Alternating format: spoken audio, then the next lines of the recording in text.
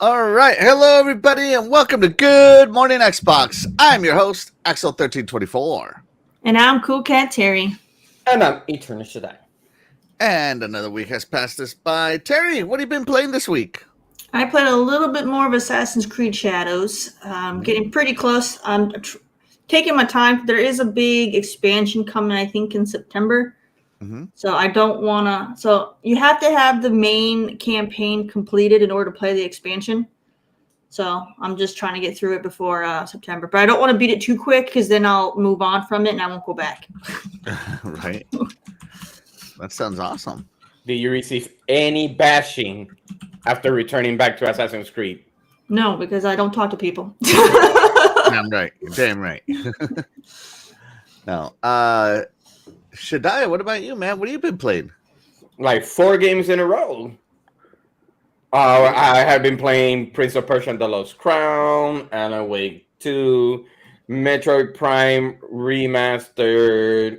I tried a little bit of Shadow Labyrinth. So I've been busy lately. Been busy. Okay. Other than work.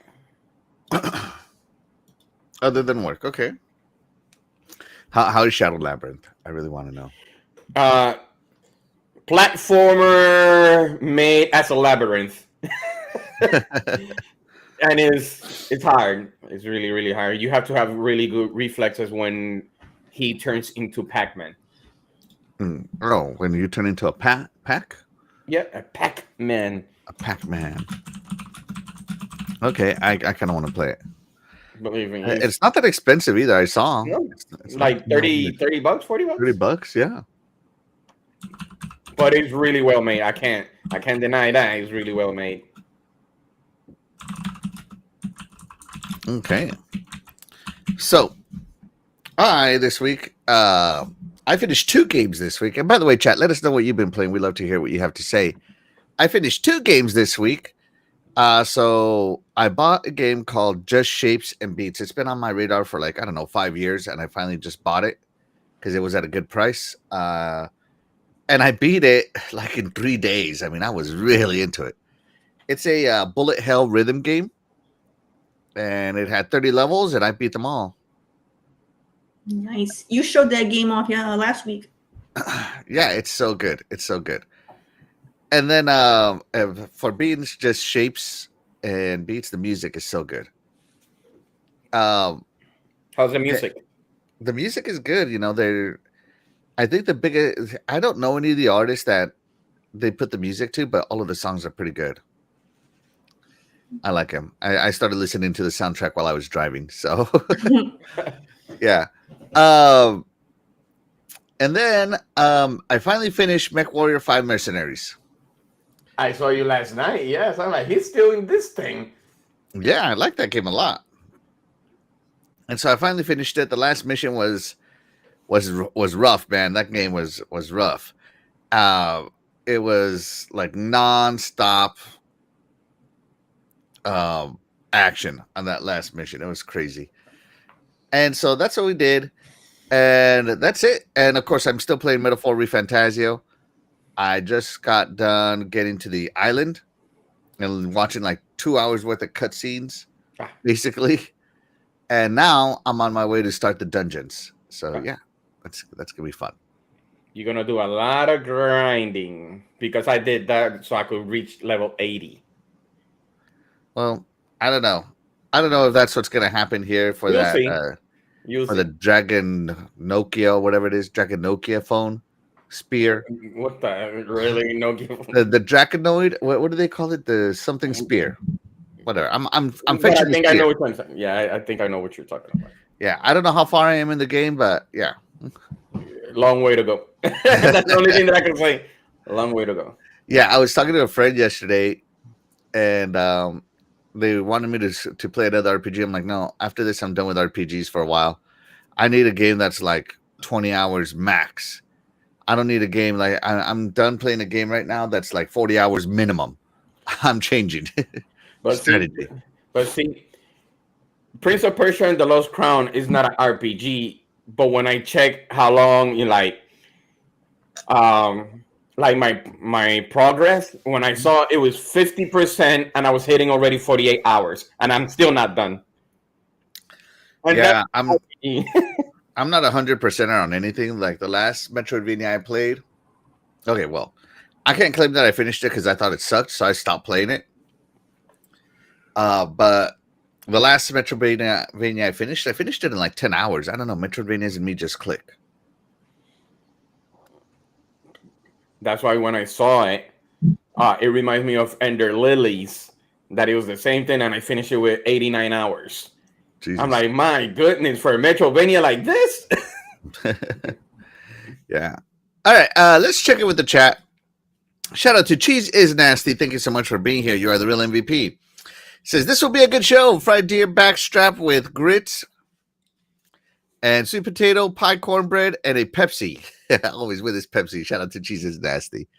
Thank you so much for being here. You are the real MVP. Shout out to my buddy Doggy Dog 420. Thank you so much for being here. You are the real MVP. Appreciate you. And yes, Doggy, we will be talking about the hashtag whole slate later today. Let's see who else we got. Big B Money's in the chat. Thank you so much for being here. You are the real MVP. He says, yo, what's up, Xbox Army? Xbox is king of gaming forever.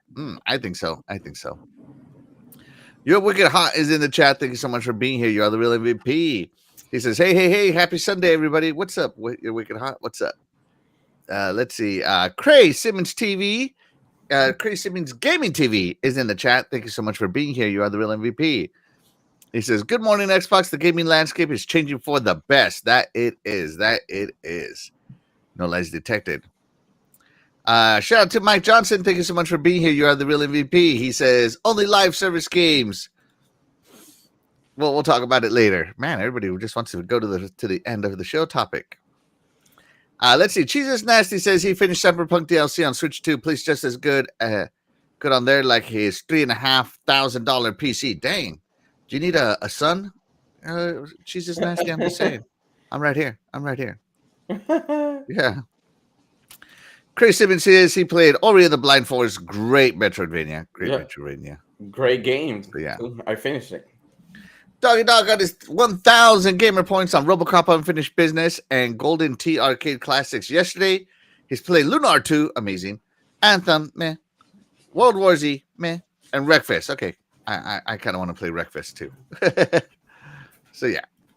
And yeah, I tease my buddy Doggy with his game choices. Always. Yeah, that RoboCop looks great. Let's see. All right, and so that's it for now. Let's get the show started, shall we? Oh, somebody's even the cat is ready. He's like, look at me. All right. So the Xbox Play Anywhere shift continues. With the available now for Xbox Insiders, your cross-device play history and easier access to your cloud-playable console games on PC. So, at Xbox, they want you to play the games you want with the people you want, anywhere you want. You know, that's the Xbox Play Anywhere motto. And, hold on. There we go. Building on our recent aggregated library update, we're continuing to evolve our library as the go-to destination for your games with now cloud-playable console titles on the Xbox PC app and play history that follow you across devices. So starting today, Xbox Insiders will also begin to see all their cloud playable games, including their play history and library, right from the Xbox PC app. This includes all cloud playable titles, even console exclusives. So, you can see now there's a cloud filter on the app right here. So that's kind of cool. On the app. On your play history, when you launch the app, you'll be able to see the cloud games that you play, including so it's not just the ones you installed.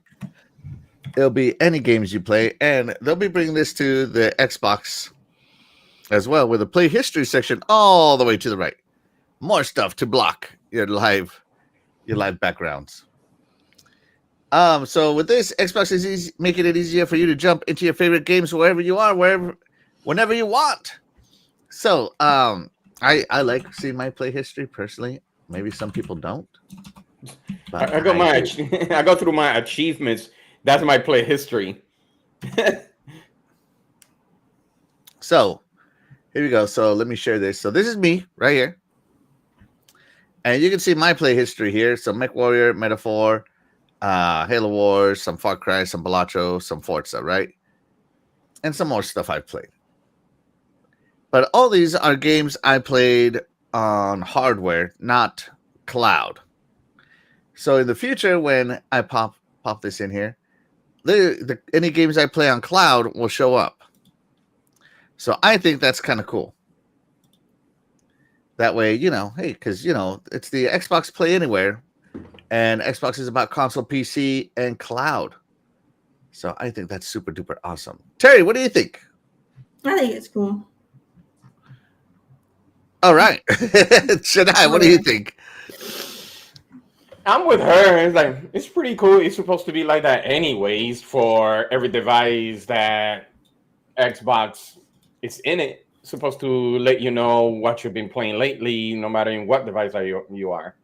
But it's a cool feature. That's fine.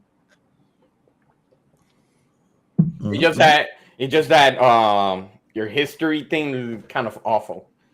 They should have like more of like a time frame for your history, because if you're someone like me who doesn't play games often, your history is kind of very outdated. It'd be like these are the 6 games you played most recently, and like some of those games I haven't played in like months, like several months. So I was like just have like your recent ones on there. Yeah, I mean, these are my most recent ones. Obviously, I'm playing Mech Warrior Metaphor, and my Halo Wars 2. I always play that one. But it's been like Metaphor weeks since I played Far Cry, weeks since I played Balatro, probably months since I played Forza. So yeah, I see what you're saying, Terry. I see what you're saying. Yeah. So let's see. Shout out to Talos Ray. Thank you so much for being here. You are the real MVP. Appreciate you. He says, "Hey, Axel, Cool Cat, Terry, Eternal Shaddai, and chat." Yeah. Morning. And think about it. If you're someone who only plays like one game, whether it's like Call of Duty or Fortnite or whatever, most of these are going to be. You'll only have one game. You only have one game on that thing, so you'll have more of your background available. See? You know what? And I have one section that says games being untouched, and then you see a whole list of games not being untouched. The digital dust section. Digital dust. That's funny. And shout out to DE. Thank you so much for being here. You are the real MVP. I missed your first message, and I'm not going to go back and find it. But thank you so much for being here. All right. So, yeah, there you go. Xbox app is updating. Let's move it right along here. Just a quick little announcement on that one. Oh, lots of announcements on the Outer Worlds here. So, let me close the beta because it takes up a lot of memory. All right, the Outer Worlds. So for those of you that want our hardcore physical collectors, okay, the Outer Worlds 2 and Ninja Gaiden 4 will now come with disc on the Xbox. So, yes, physical fans have had their voice heard. Celebrate.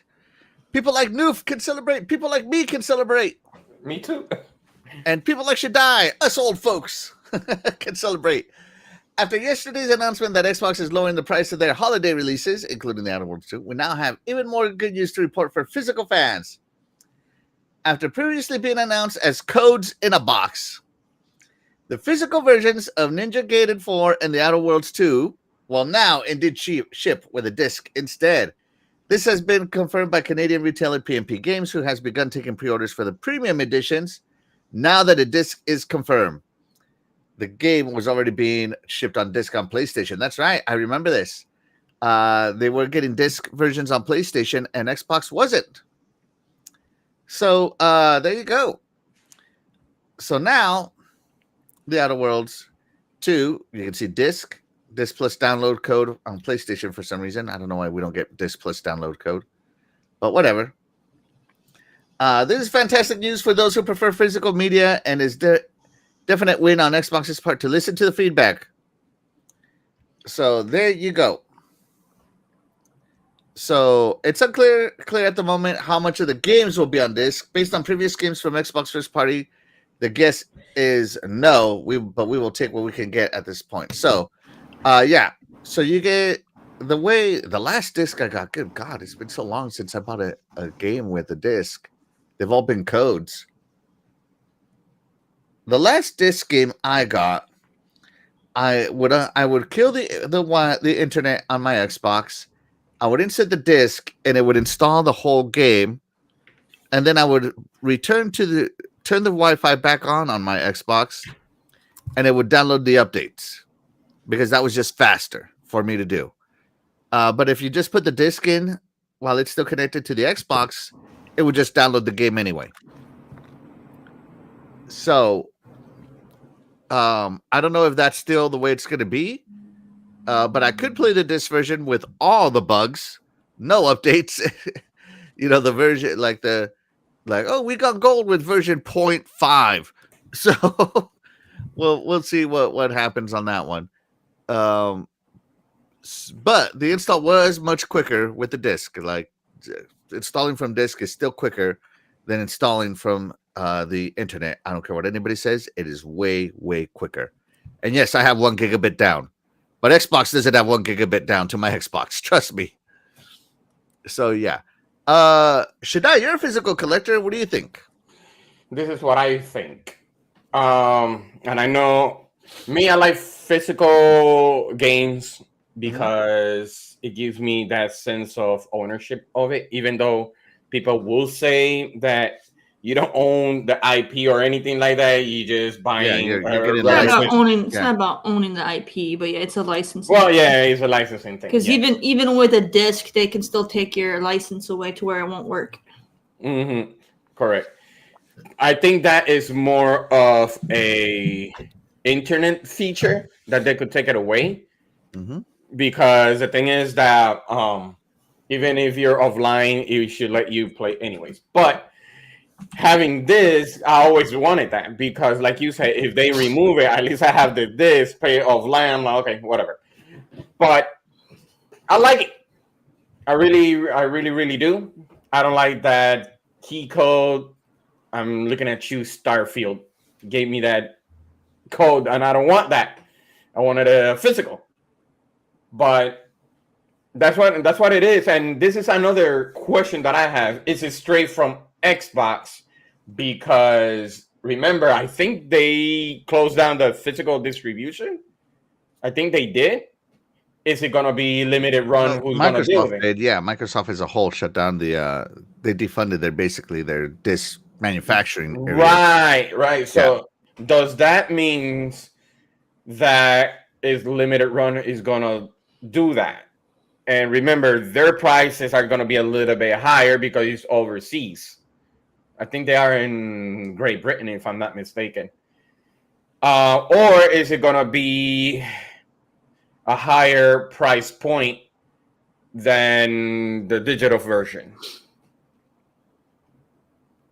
It does look like it's going to be $10 more, just being honest. Right, because I think there's some games that are like that is like $10 more. I'm like, what? And it's supposed to be a bit cheaper than digital, just for whatever reason.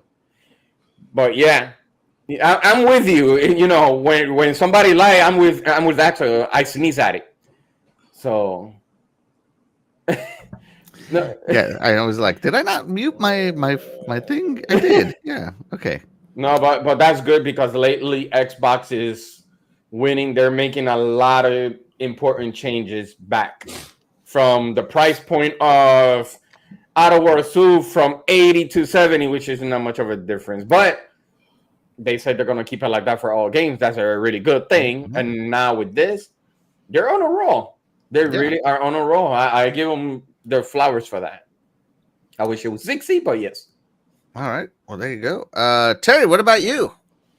So I'm not the biggest physical, advocate, anymore. So I mean, I still own a bunch of my games that I still have the physical editions for, but like I don't ever really dig them out. So for me, I like the idea of the digital, just because I can just pop it on and install it and play it right then and there. I don't have to go hunting for the disc. So, which is nice, because after, most of them are packed up because they're from older consoles or whatever. So, I'm too lazy to go digging around trying to find that one game when I can just pull up a digital library and boom, there it is. So I like the convenience of it. I like that there's no clutter, stuff like that. I mean, I do still buy games physically on the occasion, because usually you can get the physical copies cheaper. Yep. Because, I mean, digital games for PC always go on sale, but for console, they don't have as many good sales in comparison. Mm-hmm. So it's good to get the physical one. So I grabbed it. Like, so this is the last physical game I bought, and that was Dragon's Dogma 2. Yeah. And I still haven't even barely played it. So it's on my backlog. So I probably put maybe 10 hours into this game. So it's I gotta go back to it at some point. It was kind of unpolished when it came out. There were some issues with it. So I'm sure they've got everything sorted out with it now, so I can go back and play it. But eventually, I'm in no rush. So I'll just play one game at a time. It's more my speed. Otherwise, for me, I don't like jumping around too much, because then you forget what you did in other games. So I like to just focus on one. Hey, Maybe two at a time. Like I'll do like a simulation game, because you don't really have to remember what you're doing. You just kind of pick something random and do it. Yeah. So I don't think so.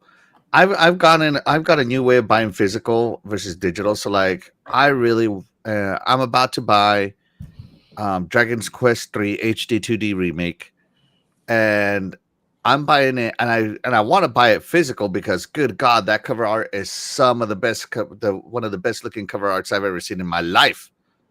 It's a good cover art, but it's Xbox Play Anywhere, and I'm going to be having my Xbox handheld PC Asus here soon, and I'm like, okay, I'm just going to buy it digital so I have access to it no matter where I go, because it's not part of Game Pass, right? And so I'm thinking I'm just going to buy it digital because I want to have access to it no matter where I'm at. So I've come to the conclusion that if a game is not Play Anywhere and it has a physical option, I'm buying it physical. But if it doesn't have Play Anywhere, then I'm just but if it does have Play Anywhere, then I'm just gonna buy digital because I want to be able to play my games anywhere I want, on any screen I want, whenever I want. So yeah, I can. So that's the way I'm doing it. So the Outer Worlds 2 first party game, it's going to be on Game Pass. I don't need to buy it physical. The Ninja Gaiden 4, I have every Ninja Gaiden ever made. So for me not to have this one physical would hurt. So if I buy that one, because it's also coming to Game Pass, of course, I'm going to get it physical. Probably just so that I have a complete Ninja Gaiden collection. But remember, then again, when they remove it out of the service, you still have to end up buying it no matter how you look at it. Well, that's just it, because it's published by Xbox. I don't know if it is going to get out of the service. But let's see how it goes. Because usually they do that. Because I think Death Stranding was like that, published by PlayStation. I mean, Death Stranding by PlayStation. Then all of the sudden it's 505. Right, but it's still not on Game Pass. So yeah. I don't know. Like, I'm looking at games like that Xbox has had publishing rights to, or now has publishing rights to, like Sekiro: Shadows Die Twice. Activision has the publishing rights to that one. Is that one on Game Pass right now? I don't know. Let's find out. I think it's not. I think you're right. I think that was way before Microsoft purchased Activision, so I think it's one of those. It's not gonna be on the Game Pass. Yep, nothing comes up with Sekiro, so yeah, it's not on Game Pass. Yep. So yeah, maybe that's, and like I said, maybe I'll play Ninja Gaiden that way. But again, it's also being published by Xbox, so it could be a Play Anywhere title. And if it's Play Anywhere, then I'm gonna buy it that way instead. So yeah, oops, wrong app. Hold on. Let me see. Ninja Gaiden 4. Gaiden 4. All right, so it does say Game Pass. Click to view game. All right, so I'm clicking on the game. So here you go. I am not buying it physical. It is an Xbox Play Anywhere title. So yeah. And I can pre-install it. Nice. So there you go. So part of the other news here today. Sorry, let's check in with the chat. The chat's been going crazy over this. All right. Let's see. Doggy Dog says, I don't see the point of this. They're just empty. Would rather have a code in a box if it's not a full game. If it's not a full game, yeah.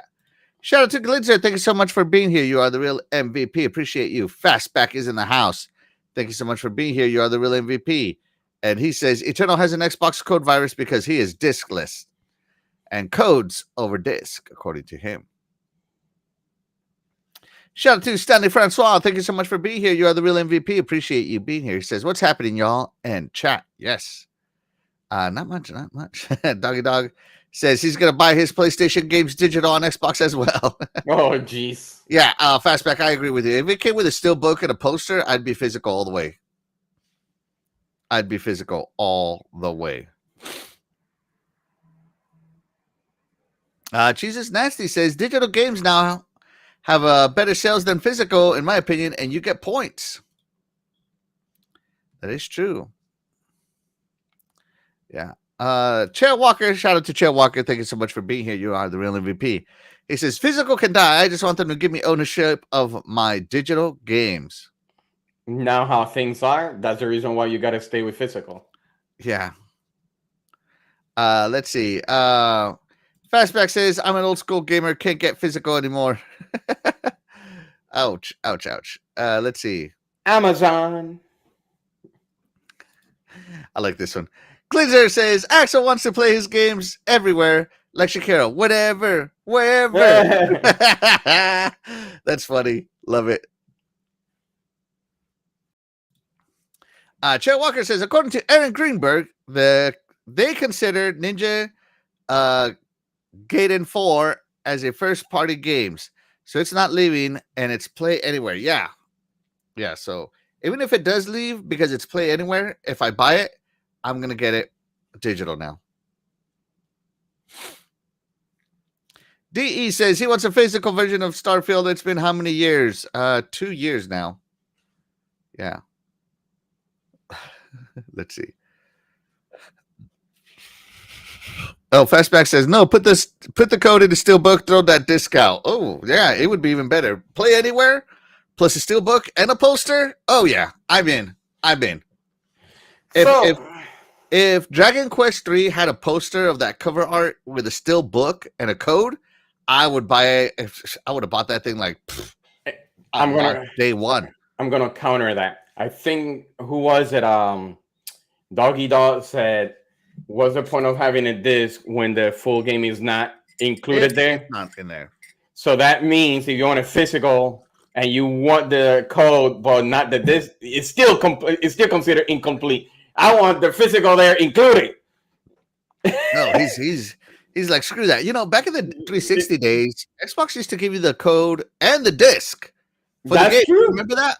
Yep, that's true. Yeah, and I think maybe people were like selling the code and keeping the disc, but I don't know. I'm just saying. No, that's actually true. They should do that. They should do that for us old folk. Back in my day, back in the Xbox 360 day, I got physical and a digital code.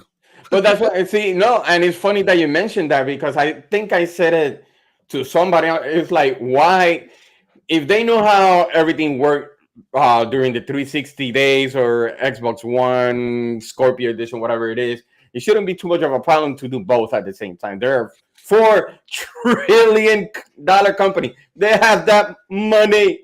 They could do both. Have the money to invent the technology. That's right. Yeah, we don't need that. Shout out to Graphic God. Thank you so much for being here. You are the real MVP. And of course, every graphic you see here on the show comes from him. Anyway, all the graphics I use, right? So yeah, let me be clear. All the graphics I use come from Graphic God. So yes, shout out to Graphic God. He's the best. He's the man. He's the best. Graphic God says, if a disc is just a physical license, it's just space on my shelf. Hashtag buy hard drives, not disc. There you go. But if they give us code, it's incomplete still. I'm going to guess this is supposed to be a take on Xbox is better. He says Xbox butter. All right, there we go. So sticking with the Outer Worlds, I don't know if you guys saw, but Space's Choice has announced that Outer Worlds has dropped down from $79.99 to $69.99. So for those of you that were going to buy it, physical or digital, it was initially announced at $80, hit controversy on the Twitter sphere, and now it looks like they heard you. So previously announced with an $80 price tag, Microsoft has now reverted the price of the RPG to $70, and refunds are being issued to those who pre-ordered the game. Probably not cash refunds, probably like store credit refunds, but still pretty cool, right? So the announcement goes, earlier this year, Microsoft announced it was raising the prices of Xbox consoles, accessories, and games due to market conditions. I wish they would say that crap. And the rising cost of development. At the time, the company said that some first-party Xbox games would increase to $80 starting this holiday season. When prices were revealed for the Outer Worlds 2, it was confirmed the Xbox RPG would indeed be Microsoft's first $80 games. And now they walked that back.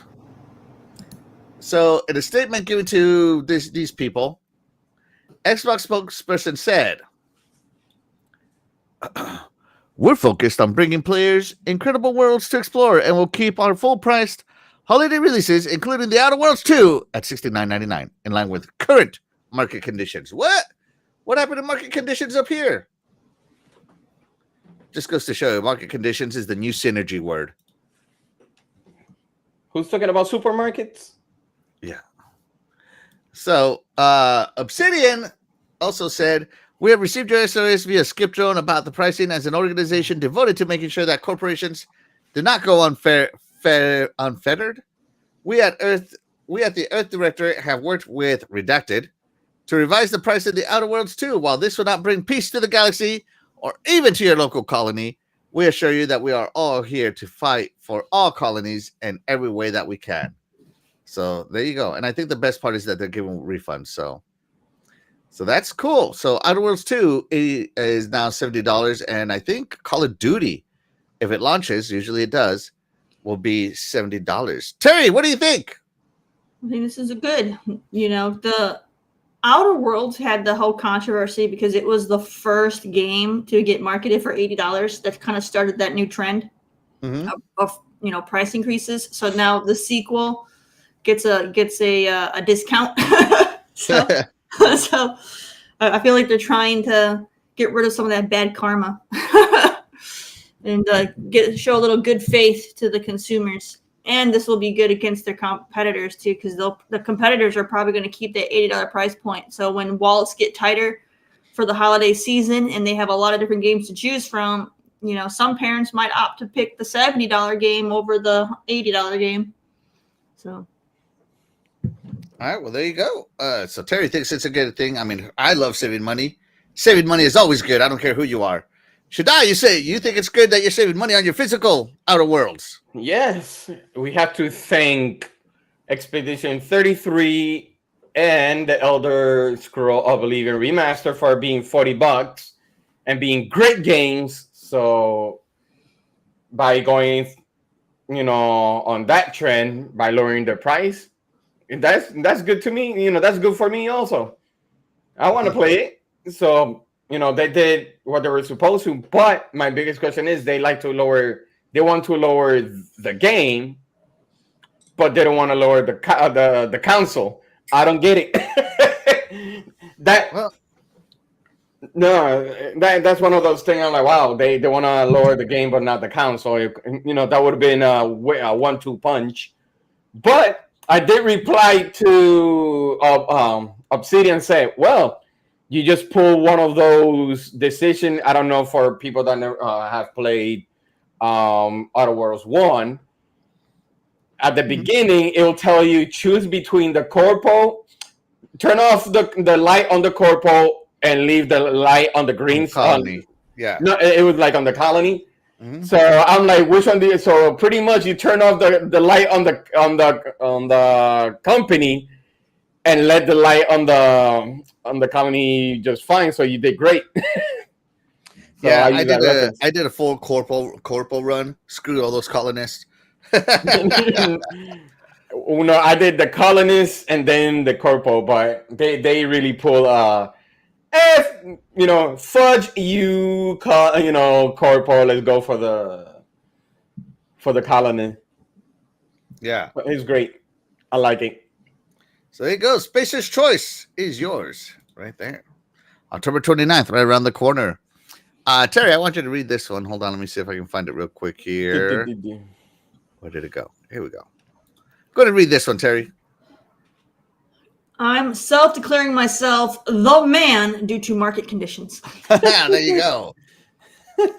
Due to market conditions, I'm saying this is the number one Xbox podcast in the world. So, yeah, market conditions.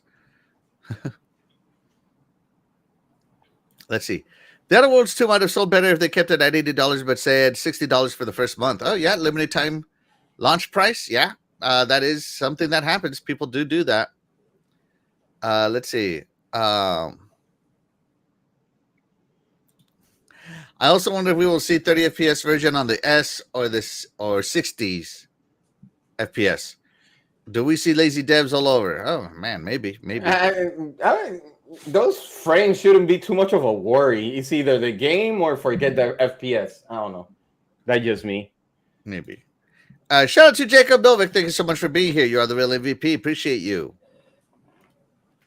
Let's see. Xbox be like, decrease the price to $70. You better. Outer Worlds is all about a greedy colony ruling the world. Yeah. They are. That they are. That it is. Let's see. All right. So that is it for that announcement. Let's move it right along.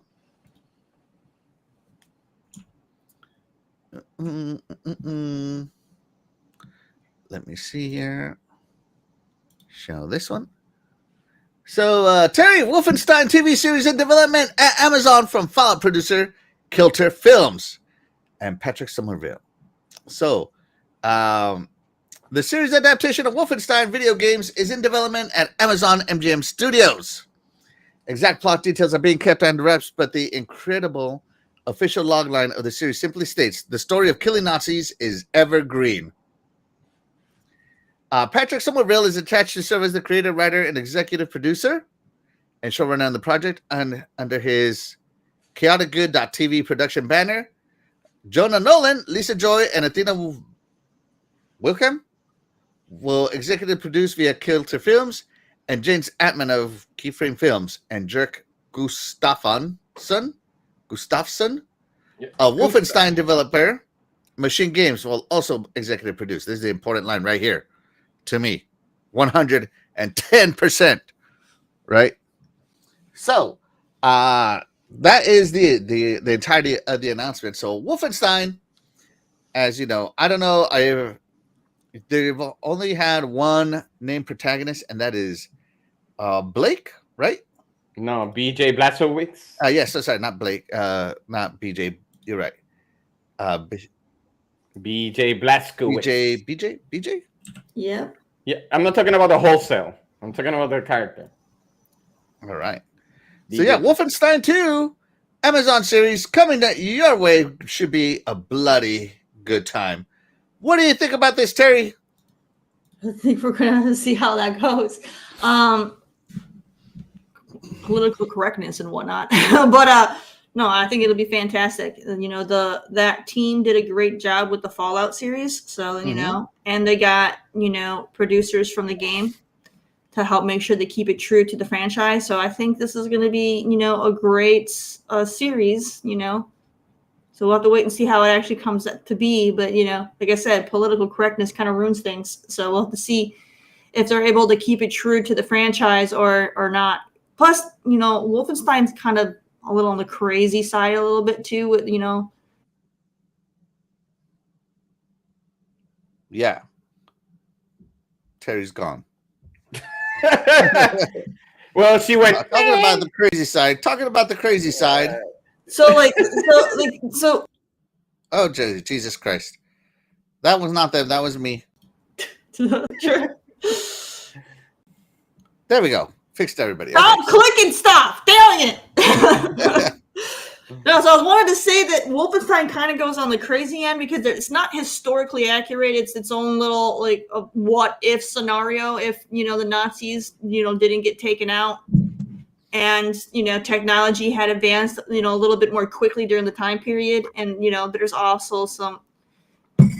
It's not really supernatural because it's kind of tech based, but it's kind of on the crazy side because literally your character dies and gets beheaded, and they just kind of put his head back on and he's fine. So it's like, whoa, spoiler, Terry, to a 20-year-old game. So it's stuff like that. Like how are they gonna spin that, in TV? But it's a cool franchise, so I really want to see how they do it because it's out there. It's out there. But hopefully political correctness doesn't ruin it. I don't think it will. Because there's nothing it's not like modern politics, right? And nobody should get offended over people making creative content over killing Nazis, an organization and technically a country that doesn't exist anymore. So yeah, nobody should get offended. Let's see. Shaddai. Wolfenstein. So this is being made by the people that made Fallout, and Fallout was a huge hit. And I saw that, the whole thing. Yeah. So what do you think? With you, there should be a little bit, knowing how people are so sensitive, this should be a little bit more clear to them. Like, well, this is not true. This is more like a what if this would have happened.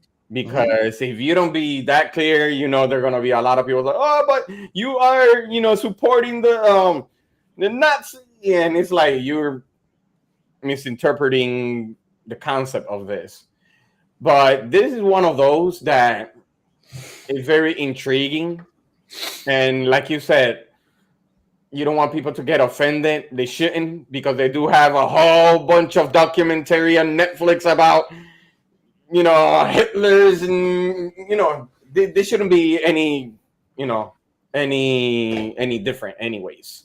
First of all, right, if I don't if season 1 doesn't show Mecha Hitler, I'm going to be pissed. I'll be pissed. Just putting it out there. Well, okay, so the best part about this Wolfenstein is that it can take up any timeline. So they have timelines in the past, World War II era, so 1940s. And they have modern timelines as well. So that's the alternative timeline where the U.S. lost, right? So I think it's kind of cool that we get to see some of these timelines. So which timeline will it be? I don't know. Which timeline do I want it to be? I kind of want it to be the OG Wolfenstein. But maybe if they want to sell some of these alternative history ones, they need this one. But it cannot be the main character. It cannot be B.J. Blazkowicz. The question is, are they gonna have the daughters, the young bloods, and they're like, man, yeah. they put this crappy one, even in the movies. So let's see how it goes. Yeah. So Xbox has had success and failures in the TV realm. Quantum Break, failure.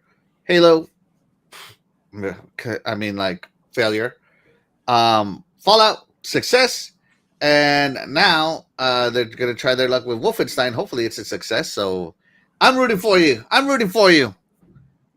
Kill those Nazis in Fallout and with a good story, with a good TV adaptation. Please be good. right? So let's see. Well, as long as Todd Howard is involved, the same thing as Fallout, it should be good because I know he's gonna be like, no, you gotta be this way. I don't want my franchise to get screwed over. Mm-hmm. Let's Right. see. Yeah. Let's see. Shout out to Jago6. Thank you so much for being here. You are the real MVP. He says, hello, fellow gamers. Hey, what's up? Shout out to Carlo La Sala. Oh, I can't even see the last name. It blocked it. Donato. Donato. Thank you so much for being here all the way from the Philippines. Appreciate you. You are the real MVP. Let's see. Jacob Novik, shout out to you. Thank you so much for being here. You are the real MVP. Says, I hope the series is based on your order where an alternate universe and main character wakes up is from a coma, USA having surrendered to the Nazis. Oh, there you go. So that could he wants the alternative future. Let's see. Let's have Duke Nukem TV. Oh wait, 2025. No can do. Yeah, it would be nothing but strippers. Just saying. Let's see. And they had a text in the beginning of the Great Circle. It's just fiction, and people are like, unnecessary. Why? Well, what do you think? Some people still get offended. Yeah, absolutely. Real quick, going back to the physical digital comment, I forgot I had posted a poll. Terry, how did the chat feel about physical versus digital? All right, are you buying the Outer Worlds 2 on disc or digital? 68% digital, 21% get out of here with that game. Not even gonna buy it, and then 10% want disc. There you go. All right, thank you, Terry. Shout out to Sir X-Man. Thank you so much for being here. You are the real MVP. He said, Wolfenstein Unreal Engine 5. Oh, yeah. And shout out to Web Dave. Thank you so much for being here. You are the real MVP. He says, hit that like button and subscribe. Get Axel over 500. Yeah, guys, I'm only like 30 people away from 500. Please help. Tell your friends. Tell your family. Subscribe. And, of course, hit the like button. It helps us get discovered, especially in the live section of YouTube. So there you go. Oh, look at that. Look at that poster right there. So there you go. Let's move on, shall we? Let's move on. Anybody got anything else to say about the Wolfenstein TV series potential? Are you going to watch it, Terry? I might check it out because I do like the game, so we'll see how it is. The thing is, the show should be. I feel like it should be kind of in the same like adult setting as The Boys because this game is very violent and bloody. So it should be in that same caliber of this is out there, like for it to stay true to the franchise. You should literally see limbs of people flying off all the time. Yeah. Shaddai, you're gonna check it out. I can't believe I put myself in mute. What I say is that, are you trying to say that Fallout wasn't gory enough? No, it was not. No, it wasn't. No. Actually, I'm not. I wouldn't be surprised if they're trying to go all out on this one, since everybody if RoboCop was gory, I wouldn't be surprised this one's going to be on that level. That would be awesome. Yeah. Can you imagine a blown leg? So I have been a fan of Wolfenstein since I got my first PC and could play it on the from the floppy freeware, right? And stuff. So I am definitely gonna watch some Wolfenstein TV show. I think it's gonna be awesome. All right, let's move it right along. Here we go. So I don't know if you guys saw this, but there is a new Battlefield trailer. Whoops, wrong button. There we go. There's a new Battlefield button. And a lot of people are saying that this is reminding them of Battlefield 3, Battlefield 4, back in the day when it was amazing. And I got to tell you, the trailer looks great. Can't wait to see some gameplay. Can't wait to see some of this. Shaddai, did you watch the trailer? Yes, I did. Are you excited for Battlefield? But before anything, can you backtrack a little bit of that video? It's only like 30 seconds. No, not that. Geez, not that far off. It was the part on where who makes the game. So the very beginning. No, right there. You just right there. Pause it. Battlefield Studios. It is not DICE. They rename it to Battlefield Studios. There you go. So Battlefield Studios, not DICE. It's not Probably DICE. still using Frostbite though, but yeah. Yeah, so I noticed that when I saw the trailer, I'm like, wait a minute, it is not DICE, it's Battlefield. So that's like 343 changing to Halo Studios. Yeah. That's what they pretty much did. They copied it. Follow the leader. Yep, follow the leader. Now, this is a time that you can see that people, unless if I'm wrong, that people are getting fatigued by the Call of Duty franchise.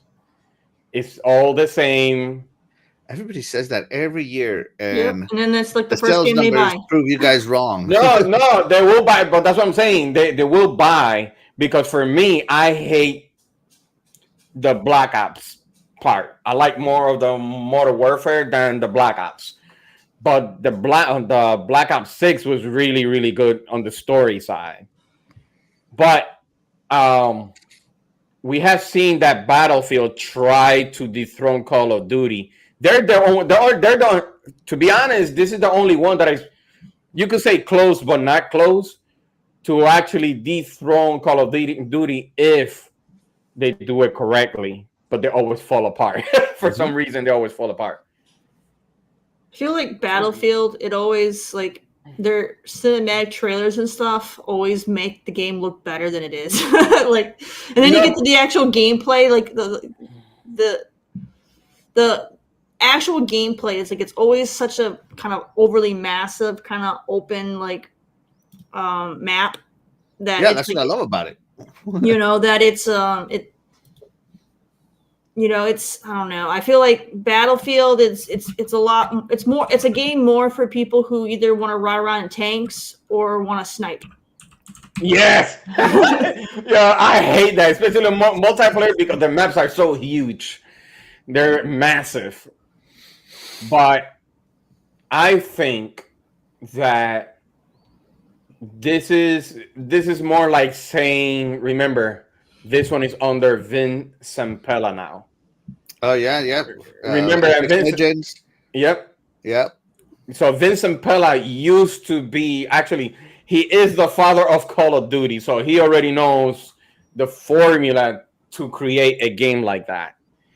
So I hope that Battlefield 6 have a great campaign story, but I don't know about the multiplayer because you know what happened to Battlefield, what is it, 2046? 2042. Yeah, you know what I mean. So it was a colossal failure. Was it? Remember, it came out like broken, like literally broken. So due to the updates, so supposedly it got better, but it was literally broken. And I know a lot of people might want to have the Battlefield 4 multiplayer. It was good, the multiplayer and the campaign. So if they go through that situation, Battlefield 6 could be like a really great success. And it's coming out in October 10th? So the EA's official disclaimer page suggests October 10th. Yep, October 10th. So it's gonna be a major battle against Black Ops 7. I want to see how it goes. But I like Battlefield 6. But there's one Battlefield that never make it. Where the heck is Bad Company? Still Battlefield 6, but no Bad Company. Where is it? Or Medal of Honor? Where is it?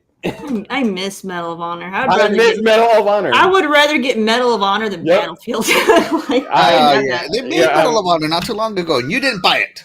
No, but Don't lie to me, Terry. Don't lie I to didn't me. even know they had it come back out. So Exactly my point. They didn't market it. No, Don't lie to me, Terry. No, they had it, but it was crap compared to the Medal of Honor. I forgot what is it called, Warfighter. The one after that is called Medal of Honor. That was crap compared to the actual Medal of Honor. That had a great story. Like, I liked it a lot. So, but there's no Bad Company. Where's the humor? Now we're gonna go back to Battlefield 6. So I hope.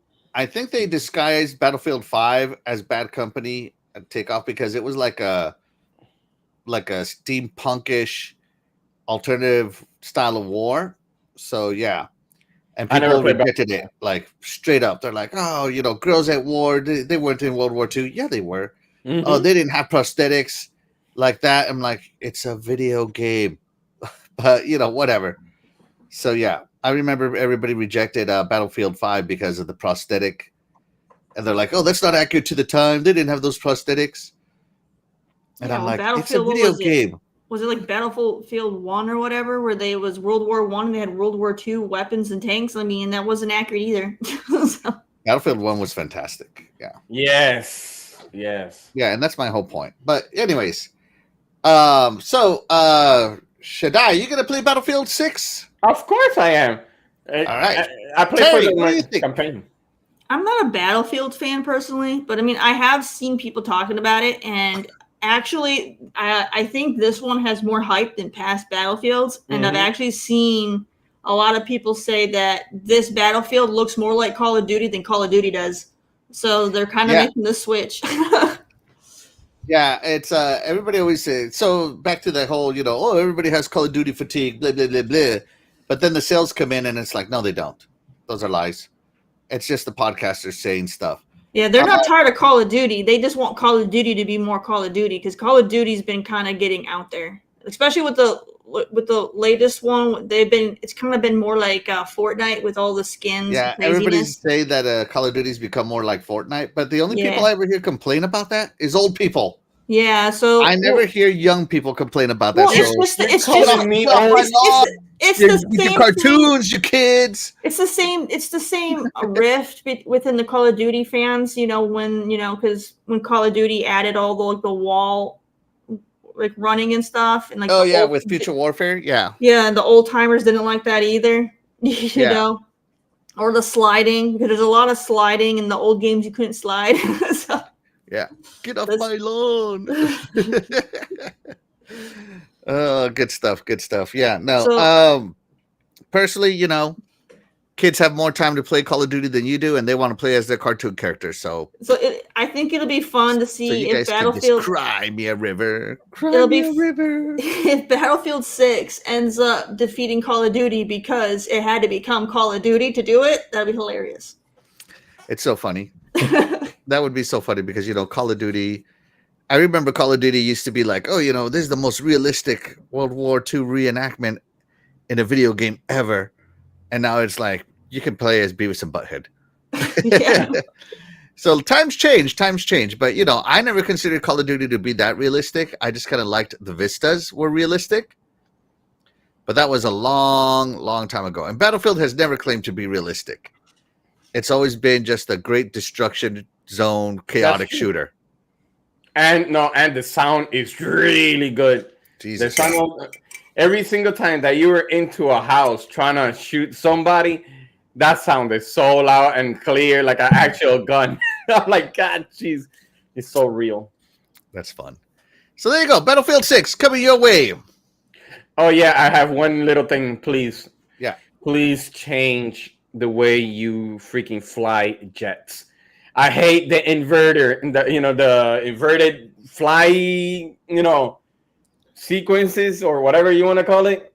You can literally do that on the settings. I tried and it did. I'm like, this is crap. Because I remember I was doing multiplayer. I died and I was on a flight carrier. And for some reason I was trying to go up. What it did, it made a semicircle and I freaking blew the heck out, I blew the jet out, so I had to swim and couldn't kill anybody. This sounds more like user error than it does. You always have to pull back to go up. That's just how it's always been. I don't like inverted. That's not inverted. Like that's true to like how planes work. Like you pull back. Yeah, you're inverted, guys. Hey, I'm not gonna look at the sky looking downward. You know what I mean? but you doing it the opposite way. You're inverting it. No, I don't like that inverted. Don't give me that inverted. Up is up, down is down. You know when they say pull, what do you do when you pull? You pull it towards yourself. No, up is up, down is down. I don't want that going like that. I don't like that. Just like when you use like turrets and stuff, you pull back and it goes up. That's the reason why I don't like Microsoft's Flight Sim, because of that particular reason. And again, you can change that. I changed it. It didn't. I'm like, this crap. I think I forgot to apply. He changed it, but he didn't hit the save button. Yeah, that's why I said I forgot to apply it. All right, here we go. Let's see. Sir X-Man says, I've been watching every development video about Battlefield 6 for a year. He is ready. His body is ready. Glazer said, Axel said, trailer reminded people of Battlefield 3, Battlefield 4, then the dog growled. That dog don't like Battlefield. Jesus Nasty says, Battlefield is greater than COD. That's debatable. Let's see. Back from the Dead says, Axel, feel free to kick Eternal should die for bad mouthing Black Ops. You got it. No problem. I got you. So, let's see. There you go. Let's see. Battlefield is always more squad-based and that's the difference between Battlefield and Call of Duty. Agreed. I do love. Very tactical. I used to watch a guy stream called I forget what he was. His name was, I want to say it was like Captain something. And he was always a medic. And he'd be like, oh my God, you've been shot. Don't worry, I got you here. Take a med pack. And he'd run away. And it was just so funny. Like always, he's like, I need ammo. I don't got ammo. Here, take a med pack. Did he usually say that? Like, don't worry, I got a med pack. Oh, wow. Like, hey, do you got any ammo? Because, you run out of ammo in some of the older battlefields. Oh, Shadai's really gone this time. I didn't kick him. You run out of ammo in some of the old battlefields, for real. And so people would be like, oh, I need ammo. And he'd be like, I don't have ammo. Here, take a med pack. It was just so funny. Good God, it used to crack me up. Let's see. Shout out to Fahim Scott. Thank you so much for being here. You are the real MVP. He says, the best thing about Battlefield is its pure chaos. And multiplayer, that seems to separate itself completely from Call of Duty.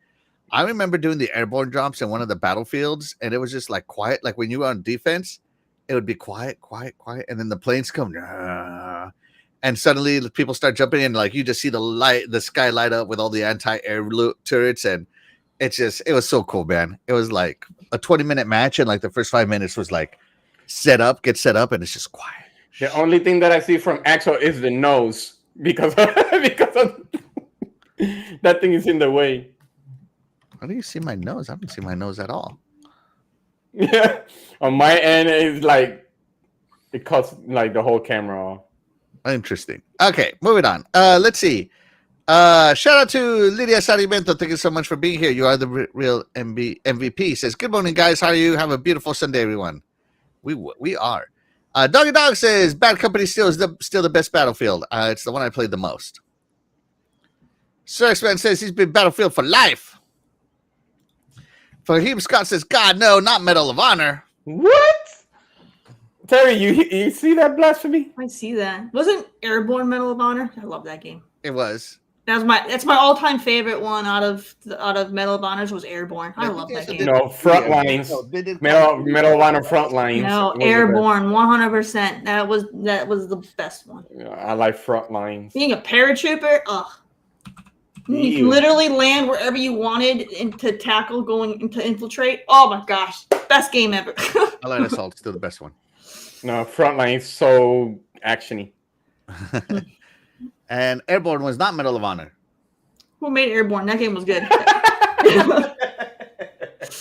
Anyways, moving on. Let's see. Jesus Nasty has 400 hours in 2042. He loves Battlefield. Geez. Dang, that's cool. That's cool. Dang. Oh, but I could do that. I just stand still and just let the hour run. Not kill anybody. Let's see. Oh, God, it's getting squishy in the chat. What franchise was Airborne? I gotta know because it was the best one. I think it was Call of Duty. No, it wasn't. No, it was not. No, it was not. It was.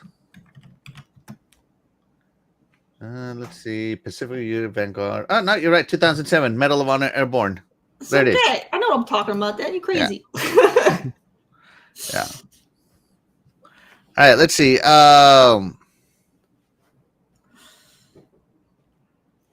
Let's see. Shout out to Freddie Fox. Thank you so much for being here. You are the real MVP. Complaining about those skins is just complaining about is just complaining gamers are buying them. Bottom line, I think it's hilarious. Right? It's just a skin. Calm down, dude. You know, who cares? Let's see.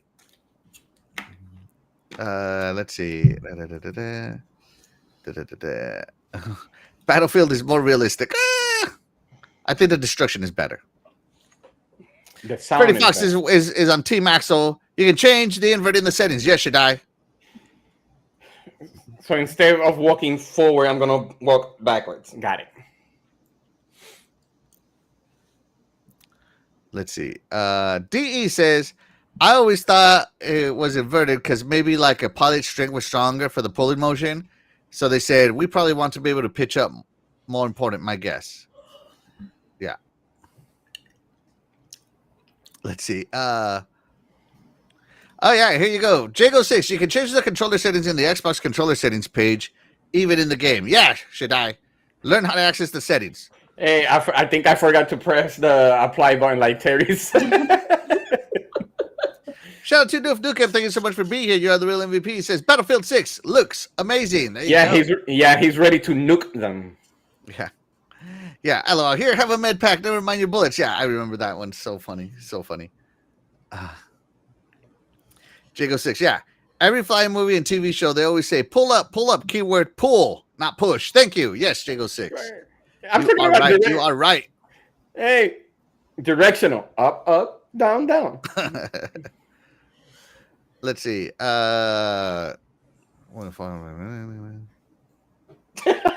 Let's see. No, that's funny, DE. Doggy Dog says Frontline was so good. Yeah, yes. It was. Yes, it was. It was. Shout out to Dan, the man, Cunningham. Thank you so much for being here. You are the real MVP. Appreciate you. Let's see. Sir X-Man says, I'm always an engineer in Battlefield. Oh my God, in Bad Company, I would get in a tank as an engineer and just repair the whole time somebody else is driving and shooting. Yeah. Oh man, it was like the unkillable tank. It was funny. There you go. All right, so Noof Nukem says Medal of Honor Airborne. Yeah, there you go. Let's see. Boo! Front lines. Oh. DE says pull up versus push up. Yeah, that's why I was laughing. There you go.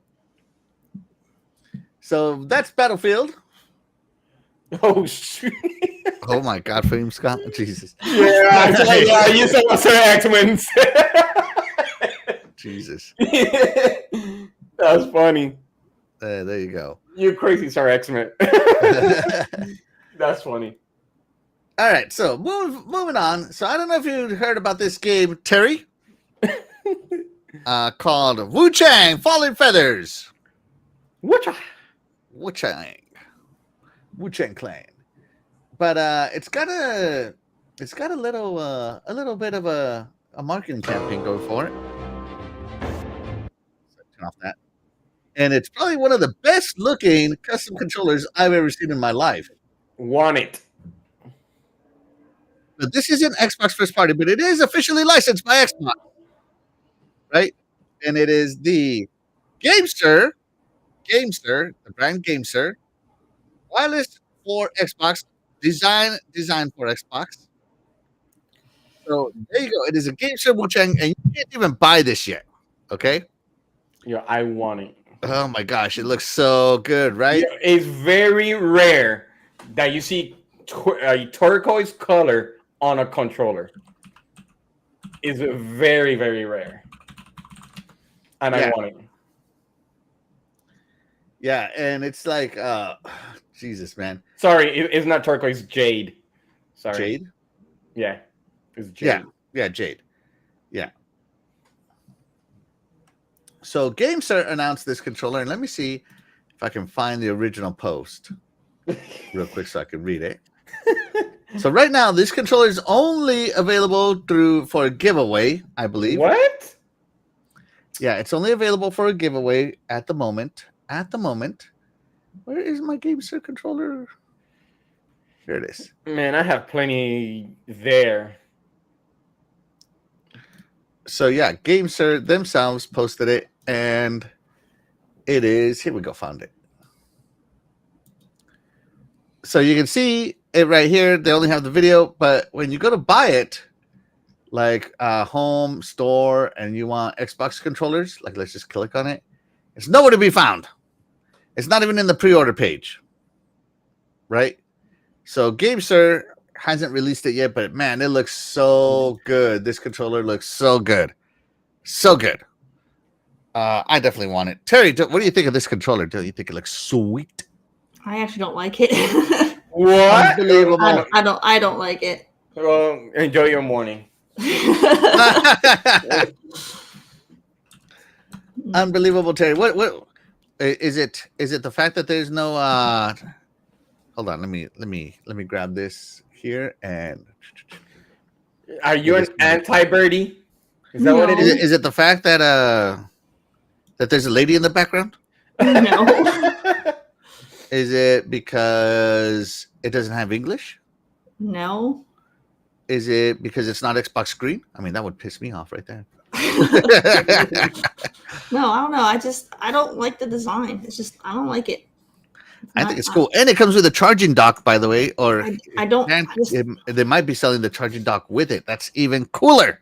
I mean, I like the feather design on the handle grips, but I don't know. I don't like the rest of it. It's I don't know. It just seems like they got, they just looks a little too plain. Like I like the style of the font for the XYAB, but I don't know. I don't like the rest of the design. It just looks kind of boring to me. I don't like it.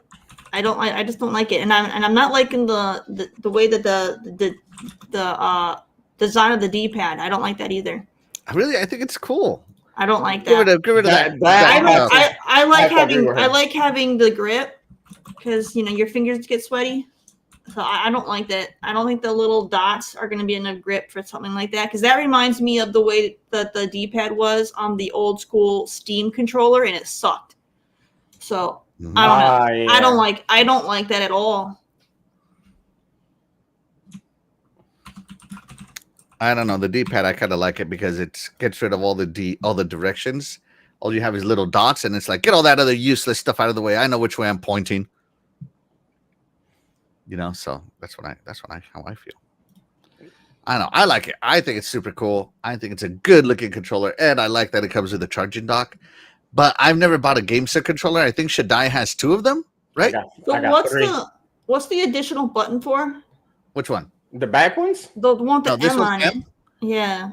M for Game Master. No, I don't know. What is it for? Let me. Because I see like when you had all their other controller designs up, they all have that extra button, and I don't know what that button's for.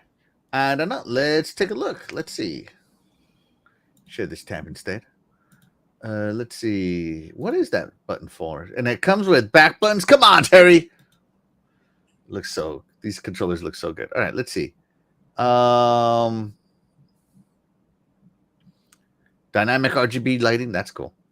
RGB's nice. Oh my god, and it has Hall effect triggers. Come on, Terry. That's so good. Hall effect analog triggers with 2 I have nothing against the controller. I don't like the design of the artwork design on it. I just don't like the artwork, and I don't like the D-pad. That's the All biggest. right, here we thing. go. Let's see. Double membrane, audio jacks. Okay, texture grave, 4 rubber mortars, rumble mortars. It doesn't tell you what it's for. What is that? What the heck is the button? What is that? Maybe it's to access their. Okay, it says in here 2 mappable back buttons. Right, back buttons. I get that, but what about the front middle button? This one, the one that's lit up right here. Yeah, that one. What's that button? You don't know what's that for? No, what's that button? Me either. Bro. All right, hold on, manuals. All right, I got the hold controller. on. I got the controller. Let me click on the manual. Okay, here we go. Oh my god, I gotta download the QR code. Give me the e-manual. Let's see. Okay, here we go. All right, Terry. All right, we're zooming in. And this is a manual in not says- English. It says M. See, I have the controller out, but It this bottom says one is M button, but what is it for? for masochists. They Because just call it the Wu-Tang- M button. Like, what the heck is the M button? Isn't that the mapping button? Okay, all right, here we go. Hold the M plus volume control. Hold the M button plus D pads for up and down to increase or decrease the master volume. It's a function button. Oh, then why not they just put like FN on it? Right. Hold the M button plus D pads left or right to increase the dear. game volume while decreasing the voice chat. Okay, so it is a function button. Microphone mute function. my- Your headphone. All right, so it's also a mute button. Oh, mute. So it's probably M for mute then. Okay. Yeah, I thought it was for mapping, so you could map your. yeah. controller. See, so it has a bunch of button combinations: M plus right, left trigger, right trigger, M plus left or right, trigger mode switch. So yeah, there you go. So it is a function button, a multi-function button. Okay. Man, we gotta go through too much issue just for them to clarify what the heck their extra button was. It's like I can't believe shit I didn't know. No, because I'm using the other kind, not this one yet. This is more like for replacing if I get one of those Joy-Con drift. Does the controller light up at all? Because you see how Yeah. the character it's based off has the purple glow. Does it have any purple glow? Where's the I don't purple? know. Where's the purple? I see Jade. Like, Purple has the why- glowing hat. She's got the purple Oh. glow by her weird like antler things. So like, do they? Their I think- controllers have RGB, so I mean, if they can, if the purple glow is included, then I feel like this is a better controller Okay, design. my best bet would be if we look on the bottom, we see a white, long, glowy bar. So that means It's when charged. it's fully It's charged. No, charged. well, no, that's fine. But when it's fully charged, I wouldn't be surprised it turns into purple. Probably I love turns everything about green. this controller. I like the way the X, Yeah, Y, B, and A are drawn, like calligraphy. I like the style. text. Like I said, I like the text, like the font. I like Yeah. that, and I like the feather design on the hand grips. I It's love that just- it's got Hall of Fame everything in joysticks between or is just thumbsticks. blah. Yeah, I don't know. I might buy this one if it's a good price. Like if this controller comes out for like $100, I'm not buying it. But if I it think comes it- out for like $50, I'm probably buying it. Nah, because And remember, if it comes with the stand for like $60, I'm buying it. I think not, because I think the Mandalorian one it was almost to 100 because they have to include the docking station. Yeah, if it includes the docking station, I'm all good. I mean, that docking station to me is worth money. I think the docking station should have been a continuation of the design. So when, like, once you How put is the it not? controller, it Oh, so you continu- mean like have more feathers here and like this have line it comes have down? it be a continuation. Yeah, I see what you're saying. Okay. I think that would Or- have been cool. But if we give it a thought, it's pretty much the skirt. The docking station is the skirt. Well, they didn't put any of the what are they called, pleats or whatever. They didn't put any of that in there. See, you got the feathers and you got the skirt as a docking station. So there you go. Wu-Tang, Fallen Feathers, special edition controller. Whoops, wrong picture. Here we go. There we go. See, There you go, guys and girls. that's the skirt. Look It's at not the skirt. It's I not- think that's the skirt. I think no, that's what it it's is. not. It's just bland with some calligraphy. That's it. But look at her skirt. It's like it got It calligraphy. doesn't going have that any. way. It doesn't have any of the details to show that it's like the mimicking the fabric. It's just plain. It's just they just took the color scheme. That's it. Mhm. I don't know. They but it didn't looked do the any bottom of- design really with it outside of they just kind of did a little smoke detail and called it a day. I don't know. It looked like the bottom of the skirt. You're weird, should I? Anyways, If you look closely at the design, it's almost similar. I'm not to gonna it. try to imagine my controller with a skirt. I'm good. Lift it. Let's see. So Noof Nukem says Wu-Tang looks really good. Yeah, there you go. Fareem Scott says that controller looks so cool. Yeah. Let's see. Lots of stuff. Freddie Fox says Terry's a hater. That controller looks sweet. Nah, you said Yes. it. I'm telling you. That, Sweet. Yes, it does. Nah. But Jago 6 is on your side. The color scheme of the controller looks bland to me. The design is meh. Yeah, it's bland. And then from the, if I remember from the trailer, they didn't even continue to design to the back. The back is just black. Like it's like a skin that's on the front. Well, they got lazy. The trailer for this, right? You're right. They showed the controller in the little video that you played before. Like the back of it was pure black. Let me see. Let me see what you're talking about here. Hold on. Okay, they're adding color to it. Lots of good stuff to it. Yeah. Okay. It was like black or white on the back. They didn't have anything. There's nothing there. It's plain. It's freaking plain, dude. You're getting just half of a skin. It's plain. I only look at the front side of my controllers, Terry. Dude, if you're gonna go and do like a limited thing, the whole thing should be done, not just the front. All right. They basically painted a sticker on. So I take it that Terry, hold on, let me go back to this controller is very plain and bland, and the D-pad sucks. So Terry, you are not a. Well, let me get to it. Hold on, because I want to laugh. I take it you're not a thumbstick person. You're a back button person. I like them both. Controller's gotta have back. All right, sorry, I wanted to laugh. Okay, let's see. See, she's inverted. The Dead says, I like the chick's outfit on the right side of the picture more than the controller. Oh. Hey, Axel, the thing is that Terry is inverting. See what I mean? She's backwards. Let's see. Nukem says, sexy character, sexy controller. Yep, agree. Agreed. Let's see. Frame Scott says, the Microsoft button? Yeah, that's what I was thinking. Shout out to Dave Reezy. Thank you so much for being here. You are the real MVP. He says, I like that controller. Yeah, it's a good looking controller. I don't like it. Yeah. I don't like it at all. Not a fan. I feel like they had something going with the details for the arm, like for the hand grips, and then they got lazy.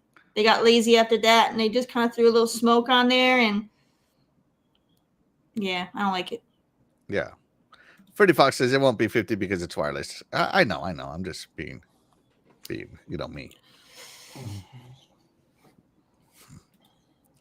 Back from the Dead. If the docking station is the skirt, why don't I see her thighs on the side? Well, the handles, the corners, that's the thighs right there. Heck, they could have put the design of the snake and the gems on it or something, Oh my gosh, you guys are getting a little bit. I'm just saying. Oh, so because if it's mimicking the design of her clothing, then it's not really doing a good job of doing that. Because even if you look at the what do you call it, the trim on the skirt, it's very detailed. And what do they do on here? Just a solid gold line. So that means you want the Joy-Cons to be represented by Joy-Cons, dude. This isn't Nintendo. I mean, sorry, the analog stick. Yeah, dying. Remember, this is an Xbox show. I apologize. You want the analog stick to be the jewels, so it could represent the nips. Got it. Oh my God.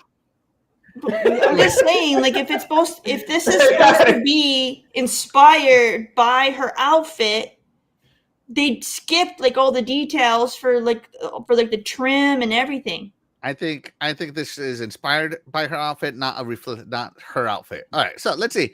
Cyber Gunther says, shout out to Cyber Gunther. Thank you so much for being here. You are the real MVP. And he says, party in the front and bland in the back. Yeah. Terry is more of a party in the back kind of girl. I'm telling you, she's inverted. Let's see. Oh, my wife messaged someone on here. I didn't see her. Oh. Your wife agrees with me. It's plain. Does she? Where is she? She said it looked like an unfinished tattoo. Okay, here we go. Lucy says, yeah, not impressed. Shout out to my beautiful wife. She's the MVP of my life. Thank you so much for being here. She's supposed to support this. Yeah. No, she's a smart woman. The design's supposed to be a whole body of the controller. It's like a half-done tattoo. Oh, man. Freddie Fox. Terry crashing out over the back of the controller. Calm down, Terry. Oh, my God. Baby doesn't have back. That's what That's right. Read this out loud, should I? No talk here. That's right. That's right. You did that correctly. Let's see. It was an honest mistake. Yeah, so of course this is done by a third party. Noof is talking about some of the greatest controllers ever designed. Sea of Thieves Yes. and Gears of War. Woo. Yeah, I have the Sea of Thieves one. And the Gears of War one. So yes, I agree. Those controllers. You own the are Sea of fire. Thieves one, right? I own both the Sea of Thieves and the Gears of War. How do the backs look on those? Plain. Does it- Actually, you know what? You know what, Terry? You might be. I'm a party in the front guy. I never even seen the back of the controller. No, I'm just kidding. The back of the controller has a Sea of Thieves logo on it, and that's it. But Well, it they, also I has guess a- they did something. What, the at Sea of least. Thief? No. The Sea of Thief, if it's really, really bright at night, it glows. If you're gaming with black lights on, yeah. It glows. It's really nice. Here you go. I'll let you read this one, Terry. I like big buttons, and I cannot lie. Other brothers can't deny. Oh God. There you go. All right, so Wu-Tang Fallen Feathers, day one on Game Pass. And they're Oh launching wait, a your special wife just edition. called you out. Said you're wrong. She says, "No, your Sea of Thieves controller is designed the same color all over the body." Okay, hold on. Go grab it, because if it has full designs on both sides, then I'm right. They got lazy. It is not lazy. If they only did a front design on their other controllers, then I could say that's But- the norm that they do. But Terry. But if they didn't, But Terry, then this is a scam. You're paying full price for half the design. The Doom controller. So Here we does go. it Sea of continue? Thieves, right? Uh-huh. I love the Sea of Thieves because this is actual like texture. The corals are. It does glow in the dark. Beautiful looking controller, right? Uh-huh. As you turn it to the side, the back quarter panel continues the design, but the back is plain. Well, and it has a little logo on it, like I said. It has it has the logo and stuff. So, but they kept the color scheme and everything still. Yeah. Whereas the other one's a hard cutoff, or they just did like a white background and then they put. I don't know, man. But Terry, the Doom, Doom controller and the Witcher, they're the same as this one. Because on this one, it's a hard change. Like, Why are we talking about The Witcher? I'm talking about controller. Bro, you bringing up Nintendo, now you're bringing up Witcher. Come on, man. We're talking about the controller. I remember I have the Witcher controller. It's the same thing. Yeah, well, that's an inferior product. Okay? Yeah. Yeah. My beautiful wife says, that's a full design, dude. Yeah, it is. It is. The Sea of Thieves controller here, the color scheme continues the same Yeah. all the way around. I like that. It looks whereas more this unison. Whereas this one, it's like a hard shift Yeah, that's crap, man. here. If they at least between could these two have, if they're colors. gonna do it plain, they could at least kept the turquoise color on the back. But Yeah. all GameSir controllers are like They could have that. did the green, like the turquoise on the back, and then the buttons could have been the blue gem color that they have on her outfit, and I think that would have looked better. They got lazy, dude. I would not call it lazy. They got lazy. They got lazy, and someone's gonna pay full price for that, and you're getting half of a freaking artwork. You're paying for half. You're full price for half the art. The replacement of the back will be the You might docking as well ask, Microsoft, to sell you some DLC content to get the rest of it in 6 months. Hey, it is not lazy. They just replace it with a charging station. That's why. They're not gonna do a full controller. They're like, here's a charging station. That's it. That's good enough. So we have to be thankful for that one. Anyways, this isn't the first party controller, like I said. It But doesn't I have have to be to agree. a first party. It doesn't have to be first party for them to give a crap about it. It's not. It is look nice. It actually, No, Yeah. you're trying And to defend Dave this Music crap. says, oof, the design cutoff is just lazy. Yeah. See, I'm turning here we all go. these people around in Go ahead the and read chat. this They one, were all Terry. like, see, even that's better. At least it's got the texture on the for the fabric and everything going all the way around it. I mean, I might not like the cheeks as much, but you know what? At least they went all in. They went all in to stay on brand. yeah, You but gotta give them- those you gotta are give them credit first for that. parties. They went all in. Yeah, That's but those are first party. Right Yeah. there. They could Okay. paint the back. Like I said, that turquoise color could have continued over the whole backside of it. They could have at least did that. Well, the didn't even bother Toy with Story that. is still continuing the bag. It's just the Instead, design. the color that doesn't even go with the rest of the color scheme. They're like, you know what? What's a random color that we didn't use? You throw it on there. Boom. I know. Fastback says to Terry, the controller wants you to look them in the eyes and nowhere else, Terry. Hey, the controller eyes are up here, Terry. Turn it around. Oh. Davies said, I liked it until I saw that laziness. Yeah. See? Yeah. My beautiful wife, lazy. If they ask for expensive, not worth it, I'll whisper in your left ear not to buy it. There you go. Let's see. Doggy dog. These days we get half a controller design and half a game on disc. Oh, There you go. oh. Stick it on topic. Shout out to Doggy. He's right, though. In the future, controllers will be downloadable holograms like PC Tony Stark has. DLC will be downloadable controllers. Yeah. There you go. Let's see. Oh my gosh. Yeah, Noof Nukem continues the eyes up here thing. I'm not going to put that on there because it has a word Noof, but I agree with you. That's funny. read Noof Nukem's comment, guys, if you're in the chat. It's awesome. Let's see. Let's see.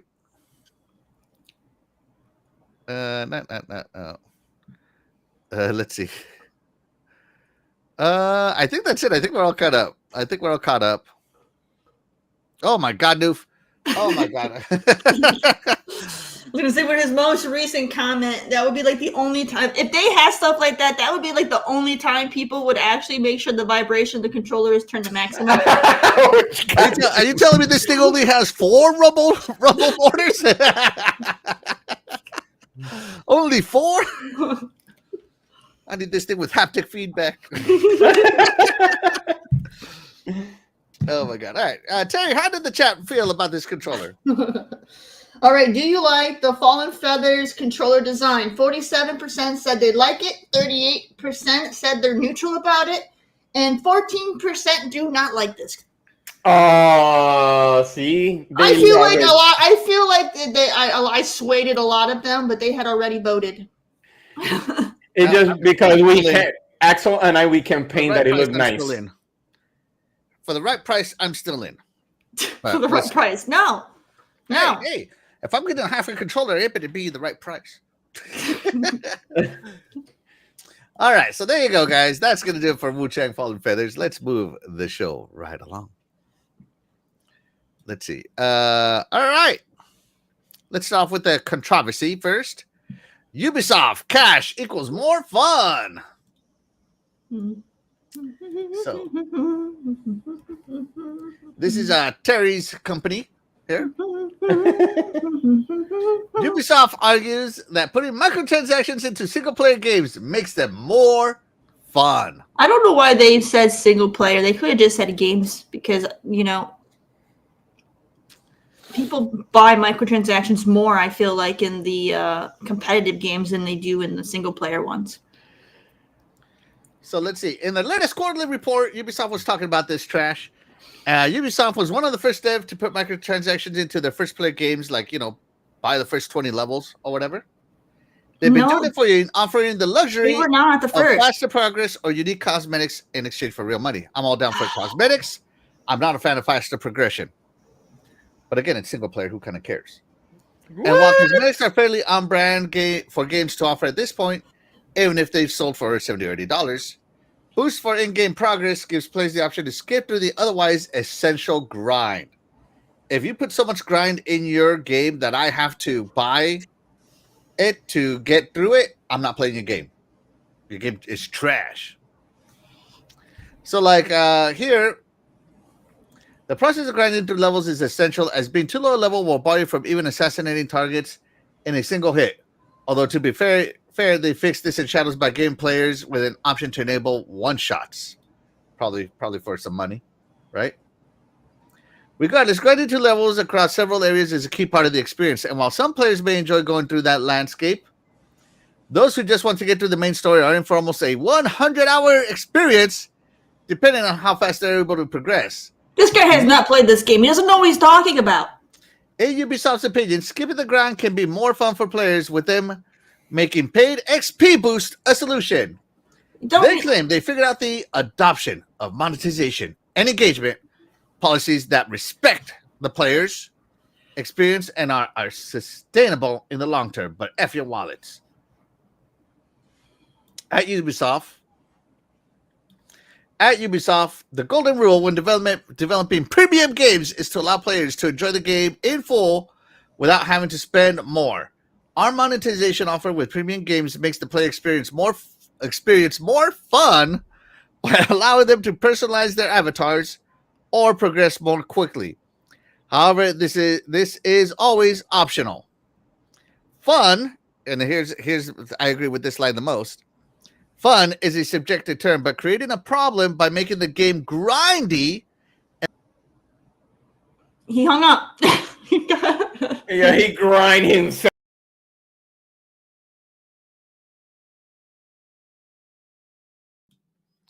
Everybody just kind of left. Man, your stuff is messing up today. Yeah, you're grinding out, man. That was weird. Are we still live? Can somebody check? Yeah, we're still alive. You keep hanging up on everybody today. Yeah, apparently. So, yeah, since he Get off took my lawn. you Get off out. my podcast lawn.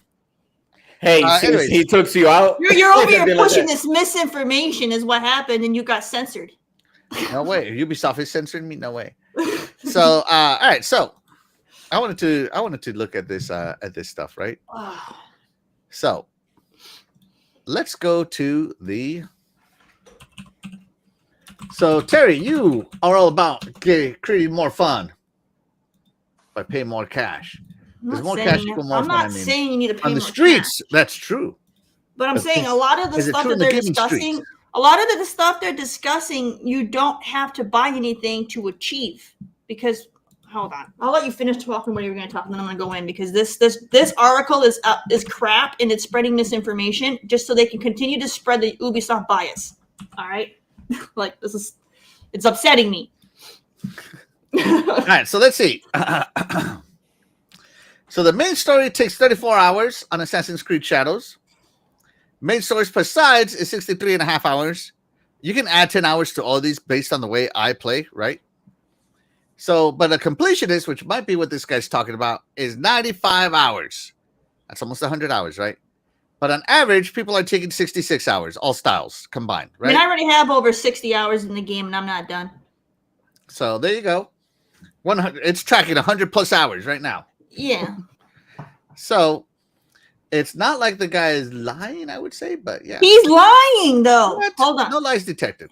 Lies detected. Okay. Where's the lie? Look, it's Dude, it's a quote right here. He said the game was grinding, that you had to get your level up high enough so you could do assassinations on the higher level enemies. That's not true. The game literally has it in the settings for people who want to have more accessibility to where you could turn it on in the settings for instant so I gotta turn on assassinations. accessibility options instead of just playing the You game. can turn on a setting. You can turn on a setting for instant assassination so that way they're guaranteed no matter what. You can turn that on. You don't have to pay any dang money. You don't have to do any kind of grinding. You can just change the setting for instant assassination. So no, this guy is full of crap. This game isn't grindy at all. What game is he freaking playing?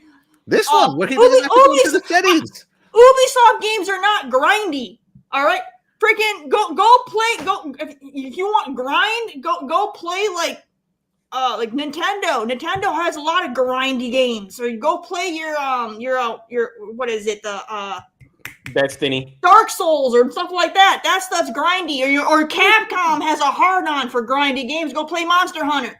That stuff's grindy. There isn't a single freaking grindy game in existence that Ubisoft has made. I'm seeing a lot of failed assassinations here, Terry.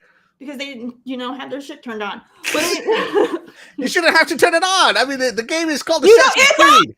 No, dude, you don't have to turn it on. Either you can play the game and do what you're supposed to do. All right, here we go. A jump assassination. How did he see me? I'm jumping. On Assassin's Creed. This guy just can turn the dang setting on. I don't know.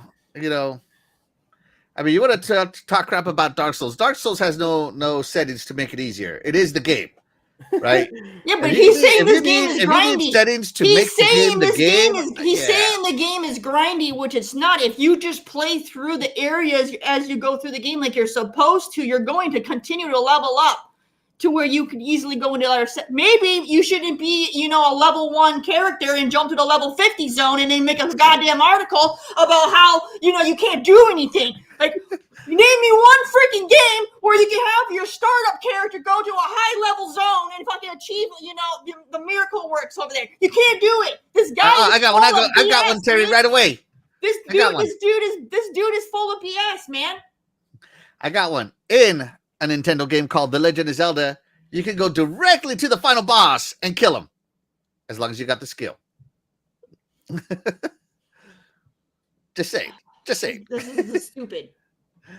But anyways, yeah. So yeah, you definitely shouldn't be in high level areas. And it literally is highlighted in red, telling you don't do it. You can't do it, and he does it anyway. So this guy is just insulting himself. He's insulting his own lack of intelligence. Person that didn't kill the other two. He's literally insulting himself. Look at this.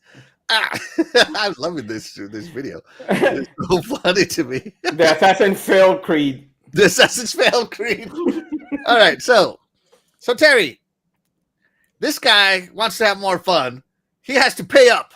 He doesn't have to pay up. He can turn the damn setting on if he's incompetent. He can't tell that red means no. What do you mean? The game shouldn't even give you the option to assassinate if you can't do it. Oh my God! Oh, he got assassinated. He deserved that. Oh my God! He got assassinated himself. This guy's a douche. This is hilarious. I'm loving this. I might do this just for fun. Oh, he's gonna carry that dragged. Oh my God! All right, so Terry.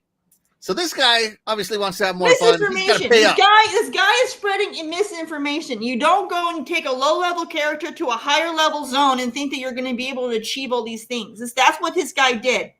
And he's trying to pass it off like this is a failure in game design. No, this is a failure in this guy's ability to be a gamer with common freaking sense. That's what this is.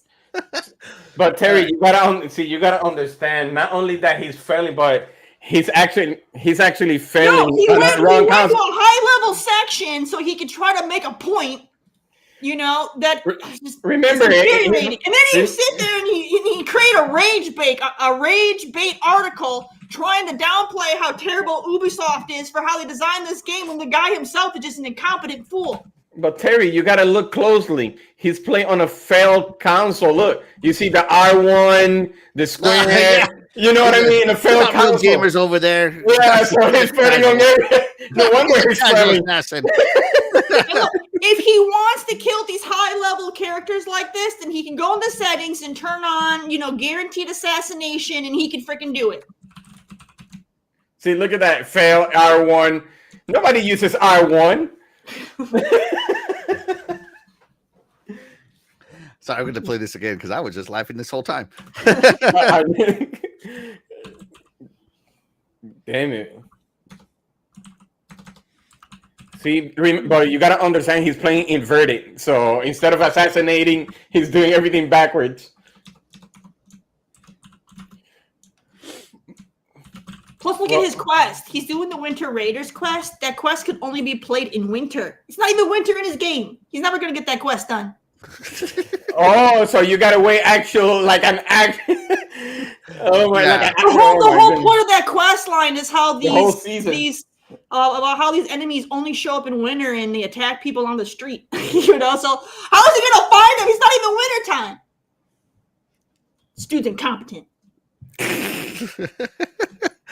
There you go. So there you go. That's Terry's opinion. Shaddai, how do you feel? Does the spending money make games like Assassin's Creed Shadows more fun? No, I was just teasing. But I don't know if Capcom did it in the past, that they took a chunk out from the first player game and you have to buy it for it so you could continue the quest. It was something very lame, and I can't remember which game was it. Oh yeah, I remember this. Yes, I don't remember the game either, but but I know they did that. I don't know if it was like Dead Rising or it was something. I think it was that new one. What is it, Dead by Daylight or whatever? Or not Dead by Daylight? What is that new one they have? Exo Primal? No, it's a zombie game that they made. Dead Rising. No. Not Dead Resident Rising Evil. 4. Dead Rising 4. They made you buy the ending. Yeah, it was something like, yeah, see what I mean? Capcom's like, Something hey, like you want that. the ending to this game? You gotta pay. You gotta buy the ending of the game is DLC. Not only that, Capcom greed. not only that, and I think it was like the inventory expansion. You had to buy that too. It was crazy. That's right. You had to buy inventory slots with real money. Yep. I remember that. Yes. Yeah, I remember Yeah. that. MMOs do that to you too. Yep. Yeah, MMOs do that. They definitely do that. What? Wait, wasn't that Oh my God! Terry just showed. Isn't it Dragon's Dogma who does that before they removed it? No, I think it was something like that. so. Anyways, other than that I don't know. That's a bad. There's things to legitimately get upset about when it comes to what developers and publishers push for games. When it comes to paying real world money, there's legitimate arguments. But this guy is literally complaining about stuff that you can do for free in the game quite easily. Just go into the settings. This guy's pulling a Shaddai, trying to invert the settings. And not hitting like he's like, oh man, if only I could, push up to go up, turn your dang assassination setting on, you genius. Like, come on. Hey, I'm not appreciating it. I'm being played. First it was Sansui, now I'm inverted. What's going on in this? Look, this guy, what's this guy's name from the article? Who is this? The article was written by scrolling up. Carver Fisher. Carver Fisher? Fischler? Axel really? Carver Fischler. Carver Fisher. I said Carver Fischler. There's no tilde on the E. I know, Carver, dude. See what I mean? Oh my God. Trying to make this guy sound a little bit more sophisticated than what he is. Stop it. Yeah, that name is from a parking lot. I'm trying to keep him from getting assassinated by Terry. Dude, there's no grind. There's no grind in Ubisoft games. Like, their games are not grindy. I'm just it baffles me that he thinks that it's a grind because it's so quick to level up in their games. The only grind I would see is the length of how long it takes to, do everything in the game. The length of the game is the grind, not leveling up in the game. Like, you can hit max level really quickly in this game. Like, I'll usually be like max level before I even get halfway through the freaking the world because it's that easy to level up in their games, man. Like, this guy is so big. This guy's a schmo. All right, let's check in with the chat. Terry, take a breather. Woo-sa. All right, let's see. Because the chat wrote like 60, 70 chats while you were recording. People buy more microtransactions in multiplayer games so they can show it off in single player. Not many see those skins. Yeah. Let's see. Glinda says, a journalist who doesn't play games, shock. Who remembers the female game journalist who said she watched her boyfriend play a game to review it? Yeah. Someone or some company are messing with your podcast. Yeah, Ubisoft. Yeah, they didn't want you to spread this misinformation, man. And I'm with them, man. This is a crap article. Fastback. Tell them where to stick that animus, Terry. Let's see. Let's see. Cool Cat turning into the She-Hulk. Relax, Terry. Drink some water. Hey, even the shirt says it all. She's Thundercats. Let's see. I'm just looking here. Fahim Scott, if you're level 20, you can't kill a level 42 character. LOL. Yeah. Let's see. At least not easily. I mean, you could do it, but you're going to have to put some work in. This guy wanted to put no work in. Instant gratification is what this man wanted, but he didn't turn the instant gratification setting on. Back from the Dead says, I drive by people all day long that don't understand that red means no. If people don't stop at stop signs or red lights, I have little confidence in them understanding that what red means in a game. Hard facts back. Hard facts. Yeah. Dude. Oh, my God. That's like when you go to Japan, the green is stop and the red is actually go. Let's see. I have no idea what Doggy Dog is talking about here. Should I type something to you? Something about Asura's Wrath? I have no idea what that means. Oh, no. Asher is it's a game. Yeah, I from played that Capcom game. in the 360 game. Oh, that was the one where you had to buy the ending. Okay. Yep. No. You didn't buy the ending in that. Microtransaction? No. You did not buy the ending in that. That was Dead Rising 4. Yep. Okay, Dead Rising 4, yep. Don't spread more misinformation. I know.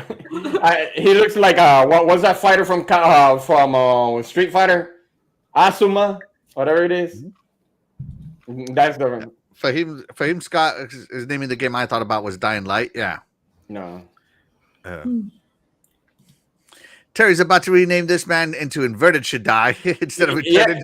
No, you should see it right there. I wrote it down. Inverted Should Die. It's already Inverted Should Die right now. Yeah, I just wrote it down. Yeah. Dave Easy making fun of my pronunciation. Carving fish. Let's see. My wife says he didn't know how to explore the game. Yeah, he definitely did it. Woo-saw, Terry. Woo-saw. Goose blah blah. Like anger management. Goose blah blah. Shout out to Gogo Pole. Thank you so much for being here. You are the real MVP. He says, I'm with Terry. It's disingenuous lying video. They just love to bash Ubisoft. Yeah. Let's see. I heard that Assassin's Creed is like Skulls and Bones. The assassination sunk. Right. Noof says, as consumers, we forget we have the power to dictate how these companies develop their products. Yeah, that is true. That's why last time I said the customers are always right. And they're like, not all the time. No, they're not. A lot of these Not all the customers are time. idiots, man. Look at this guy. He's a customer, and this guy's an idiot. No, well, I'm going to use this one. I understand what you're saying, but look what happened with the Outer Worlds. We complained. No, $10 less. So here's the thing. So But when we got the power. Look, there's two different discussions happening with people when they're seeing the comment that Ubisoft made about microtransactions creating more fun. They're not wrong when they say that, because yes, people will agree that they have a lot of fun playing games with, different skins and stuff. I mean, look at Call of Duty. I mean, everybody earlier was just talking about how the skins made the game more fun. Because literally, you guys, it's the same thing. It's a different conversation if you want to talk about, whether or not they're best for consumer. That's a whole different conversation, when it comes to, the financial responsibility of microtransactions. That's a different conversation. But if you just look at the fact that, different skins and things give you more fun, yeah, they do. So, would it be nice if they could go back to the old way of just making them unlockables in the game? Absolutely. But unfortunately, RuneCraft ruined that. So screw them. So, okay. So Terry, question for you. So for the next Assassin's Creed, Jade, or whatever it is. This is for Shadows. And everything he said about this game isn't true. This game is not grindy at all. You can turn on a setting to, have guaranteed assassinations. So Terry, you're trying to tell me it's okay for the next Assassin's Creed to come out as a walking simulator, and we got to pay $30 extra so we can make it actiony? No, that's what that's what cinema's for. So we don't need that. Yeah, we don't kill anybody unless we pay $30. No. This guy is just on one. That's true. He's just spewing things that aren't true about the game and about Ubisoft as a whole for their games. He even said that Ubisoft was among the first to do microtransactions. That's not true. Microtransactions started in the early 2000s. RuneScape and MapleStory were the first ones to introduce that.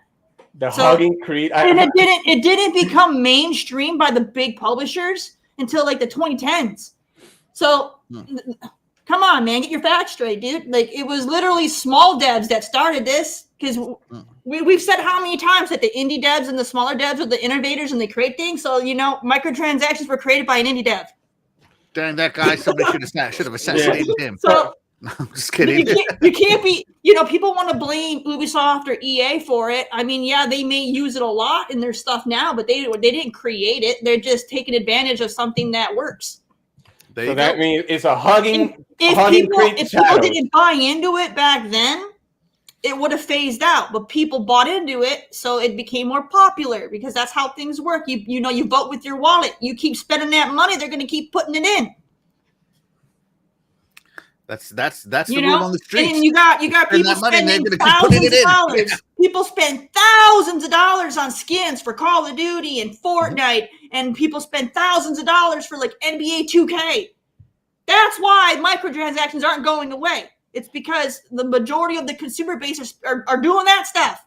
Yeah, but 2K, I understand they want better ball style. The people complaining are the ones that don't spend the money already. So, like, why are you complaining? You're not contributing to it. A spike ball playing basketball? That ain't bad. No, so the people complaining are because they don't want to spend money, and so they have to They don't grind. spend money. It's optional. And if enough people don't spend money, guess what? They'll take it away. It's that freaking simple. Nah. It's that freaking simple. One person spent money. That's $5 I didn't make. I'd still leave it in there. I'm just saying. I'm just being honest. Let me check it. Keep checking in with the chat. Jacob Novik says, fun. Yes, it's going to be fun to skip from level 0 to 40 for the first time. Real fun. Ignore the story. Great side quest. Shaking my head. Fun. Assassin's Creed's more like Assassin's Creed. This guy bought this fake article. That's not how Assassin's Creed is. Let's see. Doggy Dog says he just bought the ending instead of grinding to it. Yeah. Big B Money says we got the power. Yes. Yes, we do. We got the power. Let's see. Customers are always right. I told you. Let's see. I'm just going through this. Like, let's see. Or like League of Legends is another one. People spend a lot of money on all the different characters and skins. Yeah, and but that's just skins. Too. You don't skip the grind. The primary microtransactions people buy are cosmetic, dude. Yeah.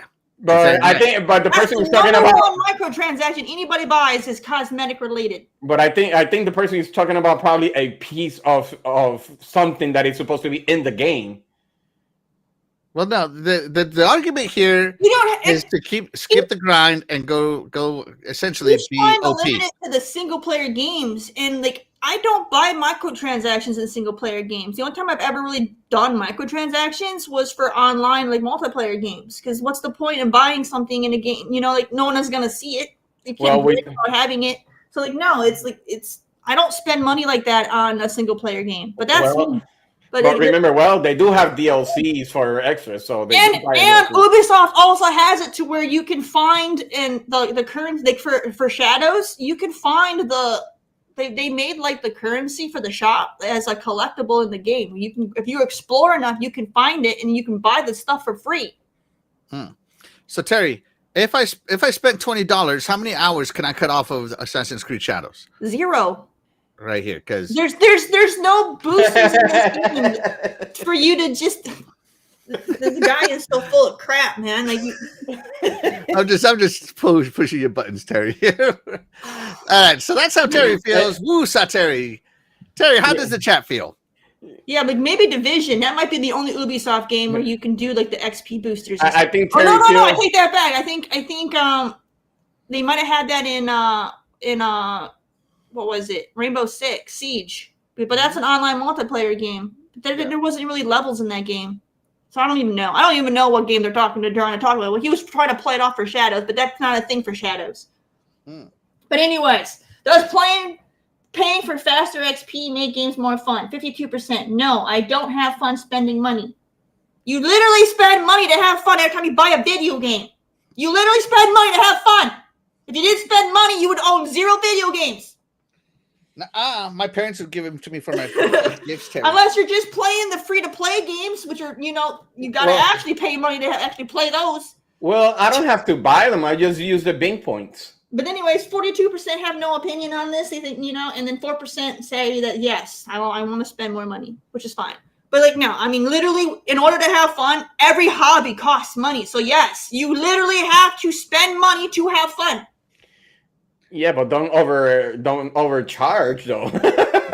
You I gotta get spend it. money. You gotta spend money to buy games. You gotta spend money to buy, your collectible trains or your collectible cars or your RCs or The endings, your planes that you fly around in your drones or whatever your hobby is. Guess what? You're spending money to do it. especially the endings. Yes. Study French side. Y'all done pissed Terry off. Let's see. The word grind has been unkind to Terry's mind. She wants to kick that game's journals behind. After this, the stream, she wants to unwind. Oh, that was like a rap. Lots of rhyming there. Yeah. All right, ready for the next topic. Let's move on to happier Ubisoft topics. Are you ready, Terry? Woosa.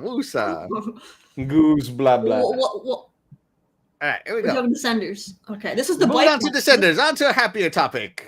Was this the bike game? So it's a good day to be a Game Pass subscribers as the latest sequel, Descenders Next, joins Xbox Game Pass today as a part of a shadow drop. So Descenders was originally due to arrive in April 2025, but after launching the demo for the game and receiving feedback from players, developers Rage Squid decided to push back early access launch of the game and give it a little more time in the oven. Now, Rage Squid has sent the game preview version of Descenders Next hurtling down the side of the mountain and onto Xbox console, PC, and Game Pass. Woo! So, Descenders Next is built as a reimagining of extreme sports Descender style. So, if you played the first one, you should know what this is all about, right? And swaps out the mountain bikes of the original game for snowboards and mountain boards. I like this idea. Either carving up the mountain solo or with up to 11 of your friends. You'll have multiple biomes to explore that are filled with unique parks, races to conquer, on top of perfecting every line and slope. You also need to master a bunch of new tricks for each sport and build up your reputation to unlock new threads, gear, or boards, or pay for them. Let's see. Despite launching into game preview, there are 27 Descender Next achievements to unlock. So that's kind of cool. So there is a little trailer. I'm not going to play the music, obviously. So Terry, Descenders Next game preview on Game Pass. So again, this is the preview after getting bad feedback. So I played the first Descenders, which was just the mountain biking. I wasn't a real big fan of the first one, but this was, one of the Descenders was one of the first games that was put on Game Pass for an indie, and Game Pass literally changed everything for them. Because I played the game when it first came out, and I felt like that game was a little bit more of a flop. But because of Game Pass, it gave them a lot more funding so they could actually have the investment to upgrade the game and make it better. And is what they did. They the Game Pass gave that game life to where they could make it better.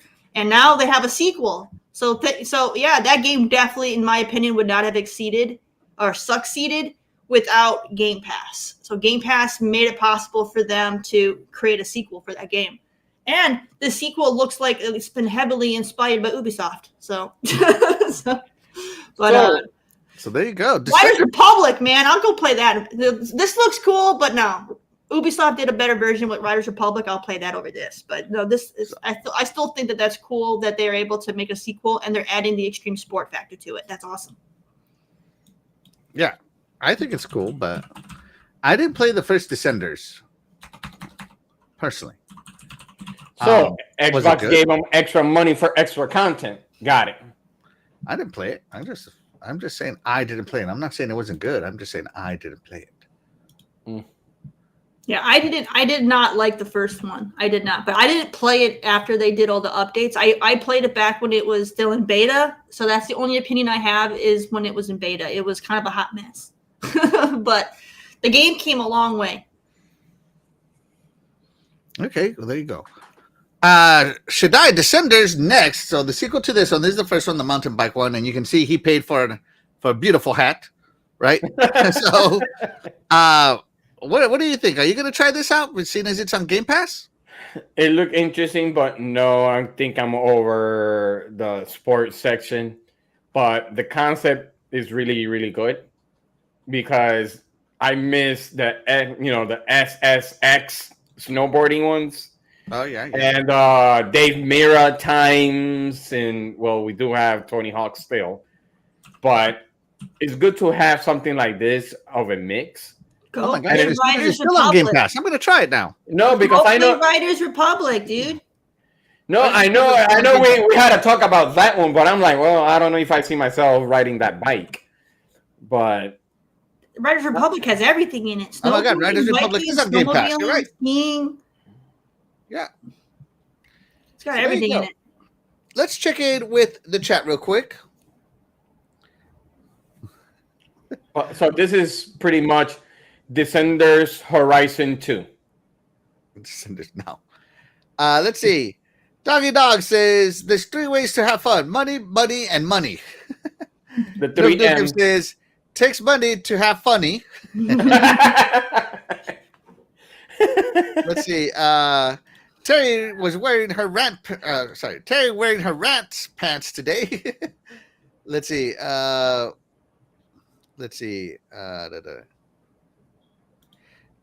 says he didn't like Descenders very much. There you go.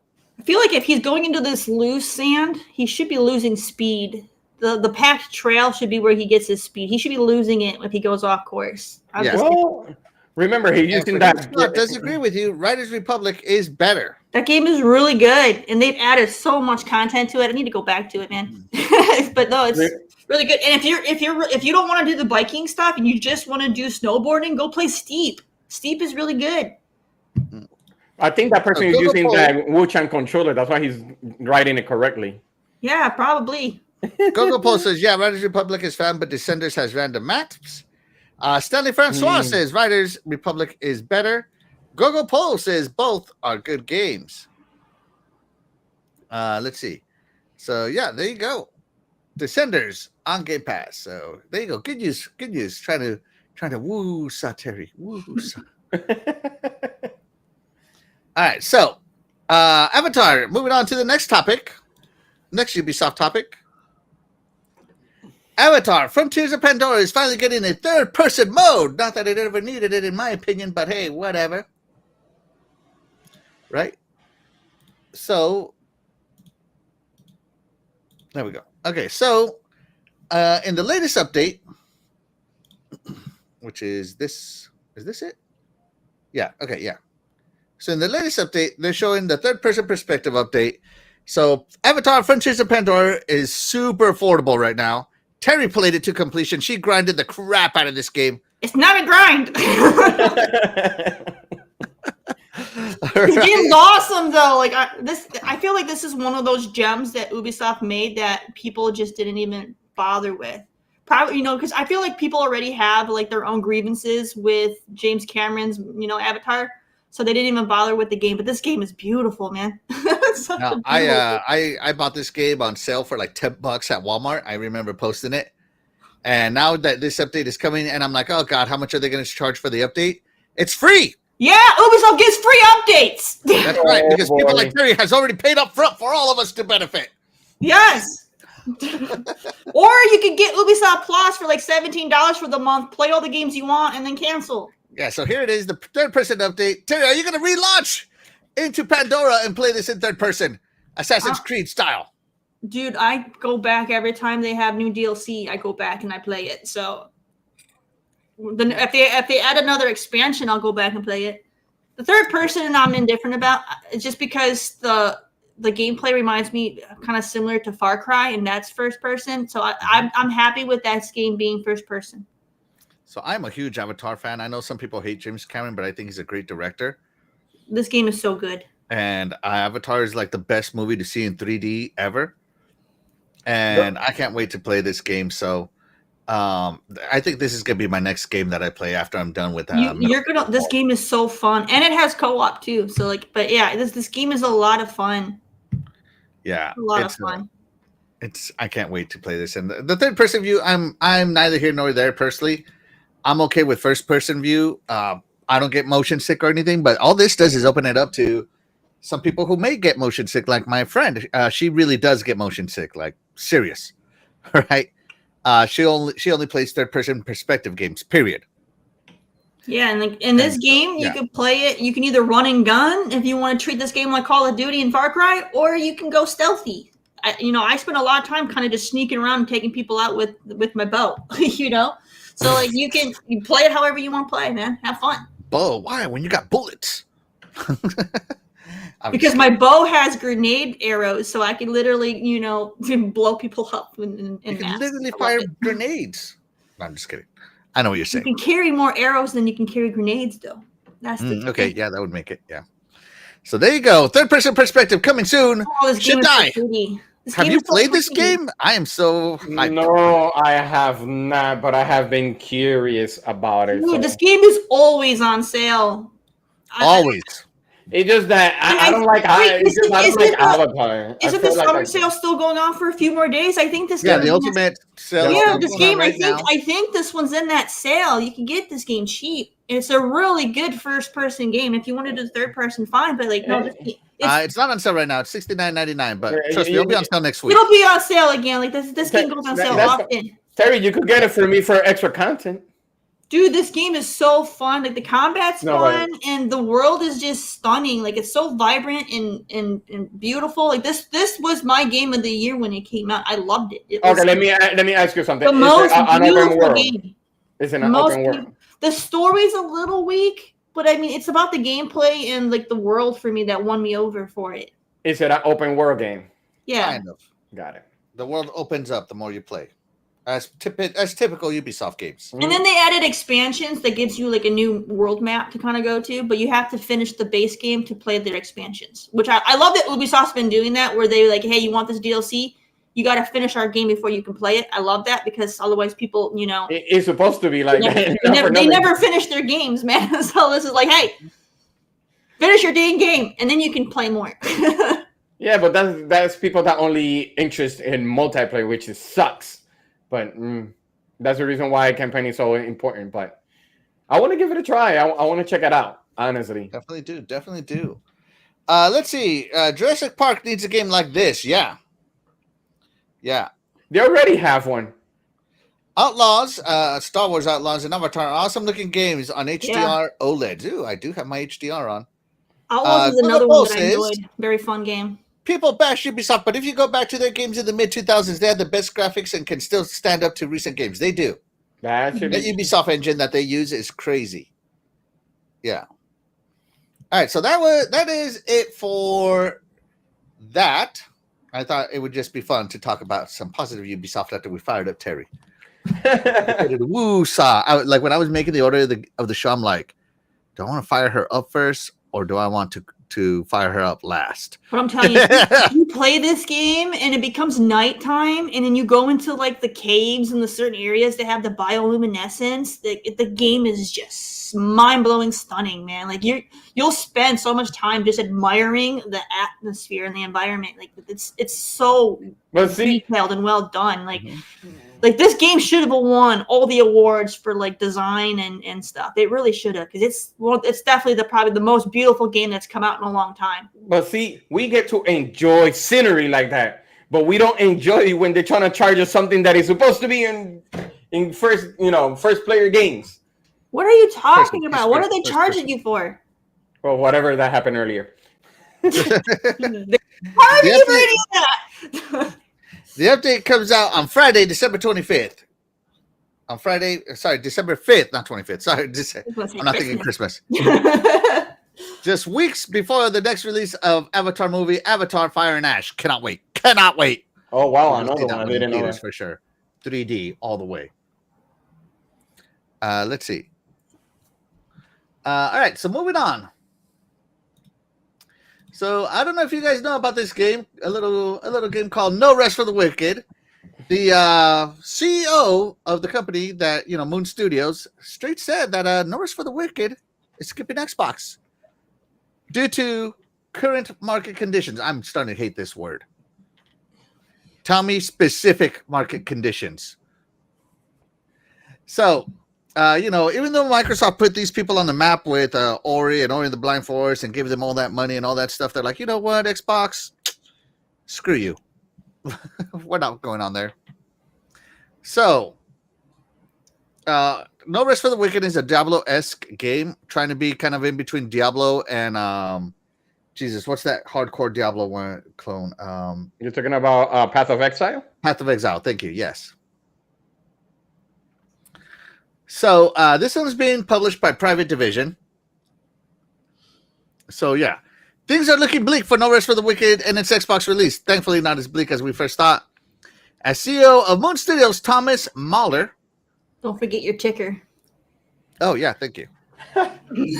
Tick that. Thomas Mahler first made it seem like the game would potentially skip over Xbox entirely. However, Mahler has since backtracked on this statement somewhat.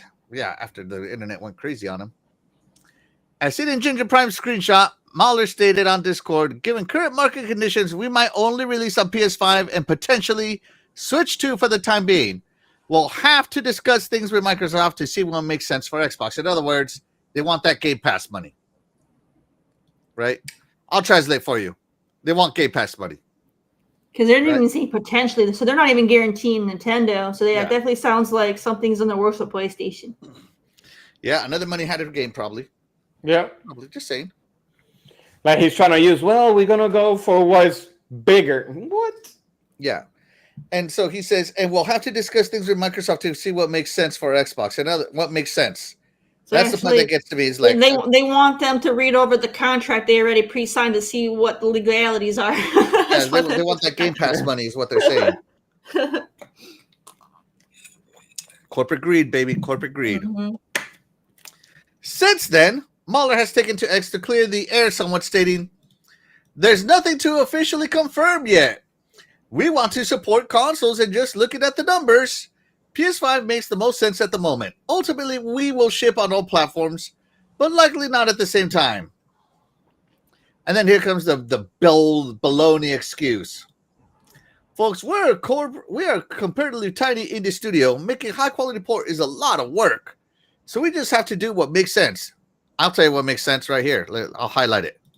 Boom, work. Get to it. If making a port is a lot of work, then just make it for one console. If that's all you want to do. If you don't want to port it, then just make it for one console. You know?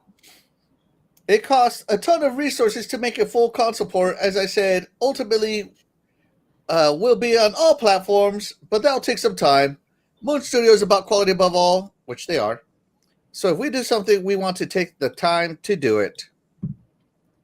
So that's not a current market thing. Then that's not a current market thing. That's literally their time management. Mm-hmm. That has nothing to do with the market. This is stupid. This is another poorly done thing. So if you look through the comments of any of those tweets from Mahler, you'll find plenty of disgruntled and upset Xbox players. I'm one of them. While I understand that what Mahler is saying, I also completely get the frustrations of all the Xbox players out there. Microsoft helped make Ori the success that it is. Damn straight. Point Both blank. Ori titles are available on Xbox Game Pass, and I've seen a huge amount of exposure from the service. Xbox could have kept Ori locked to just Xbox, but they paid for the ports to other places. Look, they can put their game on whatever platform they want to put it on. Like that's fine. Wherever they go, fans are going to be upset if they no longer have it. You know. Mm-hmm. So, but at the same time, just because Microsoft got their foot in the door doesn't mean that they are forever indebted to Microsoft. I feel like gamers kind of have that mentality with this, saying, well, they gave you breaks, so you owe everything to them forever. No, that's right.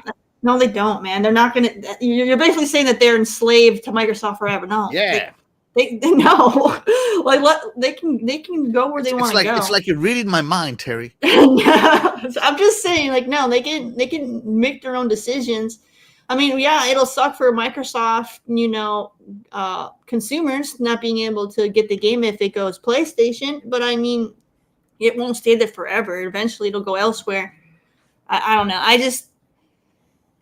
I don't like gatekeeping. So, like, let them put it where they want to put it. And if it takes time to go elsewhere, that's fine. But don't lie about it and say it's a current marketing issue when it's not. It's literally you just don't have the time to budget into putting into making more ports, because clearly you obviously designed this game for PlayStation first, and This is the game. everybody else is, on the sideline. This is the game that this guy came out and literally was crying that like, oh, if more people don't buy the game preview on Steam, we're gonna run out of money and won't be able to finish the game. I was about to say that. Like, if you don't give us good reviews, our studios are gonna be shut down, and we don't know what to do. Yeah, so it feels wrong. Moon Studios' next title to bypass Xbox at launch. When Moon Studios explained their decision to work with Private Division over Microsoft, it was because they wanted to be able to bring No Rest for the Wicked to every console out there. That's what they said, rather than just Xbox like they did with Ori. Interesting. And why is it on Nintendo? I don't get it. It's not. They're saying potentially. Like they haven't made any decisions on anything yet other than PlayStation. So this game is currently available on Xbox Game Preview on Xbox. Right? But it won't be launching into Xbox. That's kind of like, what? You already have it ported to Xbox. I'm just saying, Terry. He's over here like, oh, a port takes forever to make. This sounds like another Wulong. Like I said earlier, like the headline is it's a lie. It's not really what's happening. The devs made a decision, and they have to live with that decision they made. They shouldn't sit here and try to try to act like it's something that it's not. Because that's what they're trying to play it off as something that didn't happen. Over here, like, oh, what makes sense for us? You want to know what this makes sense? It's making sense that they don't want Xbox gamers' money. I don't know. The game does look pretty cool, though. The game looks pretty. That's never been the question. I think Moon Studios is going to make a great game, but I'll play it. I'll wait for it to. I don't know. By the time it comes out, I'll already have moved on from my hype to another different game that's hyped me. So if I don't play it on Steam or don't play it on PlayStation, I'm probably not going to play it. That's the thing. By the time unless it scores like straight up 10s. By the time it comes to Xbox, they'll probably have a deal for it to go to Game Pass because the game will already be that old. Which is what he wants. Which is fine. Put it on Game Pass then. If he wants it on Game Pass, then just put it on Game Pass. There's no marketing thing. It's just literally right here. We'll have to see what makes sense for Xbox. In other words, they want that Game Pass money. They're like, hey, if we port this over, we want it on Game Pass or some crap like that. They want that bag. Yeah, but at the same time, if Microsoft says it is not worth, weren't these devs saying that they don't make no money on Game Pass? So, Moon has never said that. Moon Studios has never said that. All right, let's see. Shaddai, any thoughts? You just said it. He just made that stupid comment, that unnecessary comment about if they don't receive positive feedbacks or whatever, that their studio is going to be closed down. And it's not, like Terry said, time management is not the only thing. It's because he doesn't know how to budget correctly. So they went all out and now they want money somewhere. That's what it seems to me. Like they really probably wasting way too much resources than expected. And now it's like, well, PlayStation. What? Oh, I forgot because I use Nintendo. I gotta say, Blue Team. They give us more money, but we want more money on the Game Pass. No, it's because they're mismanagement the money on creating the game. I feel that this game got money-hatted, just being honest. Either whether it's that or not, but you can tell that he mismanaged the money. He mismanaged the budget. Yeah, I'm with that. I'm with Shaddai on that one. It's very easy and very common for indie devs to mismanage the money, especially when it comes to marketing and stuff. The money just piddles away very, very quickly. I know. And everything is on timing. So if they start paying for marketing that shows certain dates and stuff, that money goes out. And then if they change it, then they have to respend the money to redo everything because now they have to change the dates. Now they have to spend even more money. So it's very easy to blow through your budget quickly when it comes to the marketing. No, and you could tell because if you know if you look at the time, not the time frame, but I think they said I can't remember how much they sold Ori and the Blind Forest when it first came out, but I know it sold really well, really really well. Then part two came out, it sold really well too.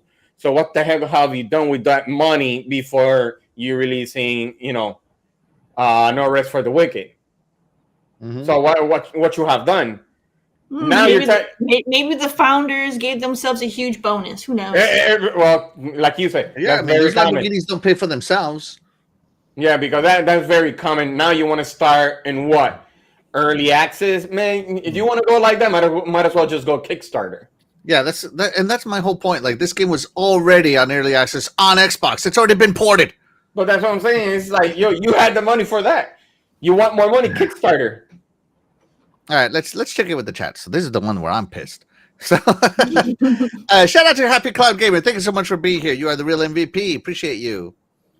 Freedom Scott says, PS5 makes the most sense. Getting on his evil arc there. Let's see. DE says, I would think we would be seeing money handing is going away, showing signs of multi-platform PlayStation. Yeah, we'll talk about that here in a minute. Let's see. Doggy Dog says, even PlayStation knows PS5 isn't enough. Oh, let's see. Freddie Fox says, he is lying. Xbox and PS5 have very similar architecture. It doesn't cost a lot to port to Xbox. He is glazing. Yeah. Let's see. Glitcher says, you can say Ori devs are blind to anything but money. Gogo Pole says, I don't care. We'll get the PS5 game then. There you go. Yeah. I mean, I have a PS5. Like I said, if this game is like all 10s, I might get it, but we'll see. Gogo Pole says, the guy just wants free press. Steam Plays didn't give a crap about his game. Fahim Scott says, PlayStation and Switch will make him money. Yeah, definitely will. And he'd make even more money on Xbox. At least $5 from me. Just saying. Let's see. Let's see.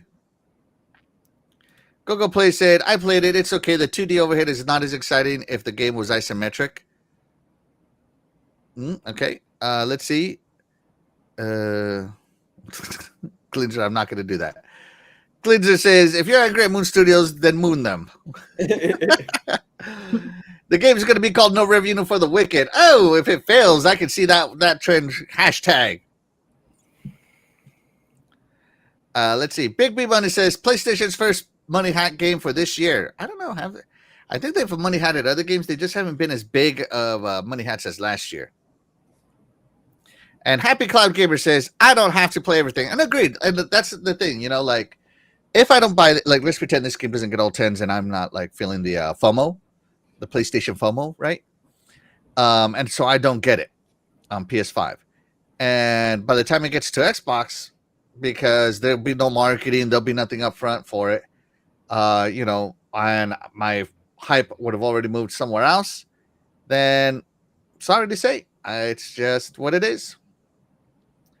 I would be out. I'm out. Just saying. Yeah, and I think that's all this is. All this is a money play. Like, I'm just saying he wants the money up front. Yeah, he wants that Game Pass money. So who knows? Who knows what's happening? Maybe a little bit of everything. Maybe he's mismanaging the money and all this other stuff. So we'll see what happens, right? But speaking of no more money hats and other stuff, anybody got anything else about No Rest for the Wicked? I'm not resting.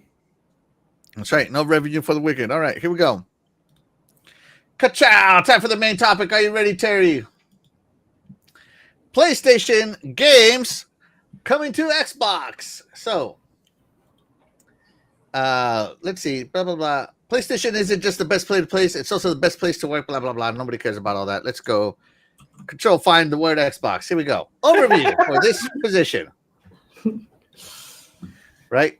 Reporting to the Vice President of Commercial Management as Senior Director of multi-platform and account management, You will play a critical leadership role in shaping, executing the global commercial strategy for PlayStation Studios software titles across all digital platforms beyond PlayStation hardware, including Steam, Epic, Game Store, Xbox, Nintendo, and mobile. Xbox is in there.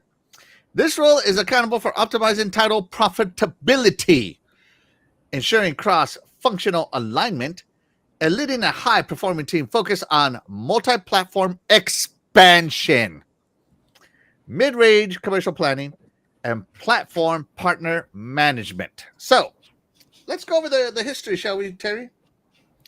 So, MLB The Show had to come to Xbox because, MLB license, and they said it's got to be everywhere. But PlayStation didn't publish that on Xbox. MLB did.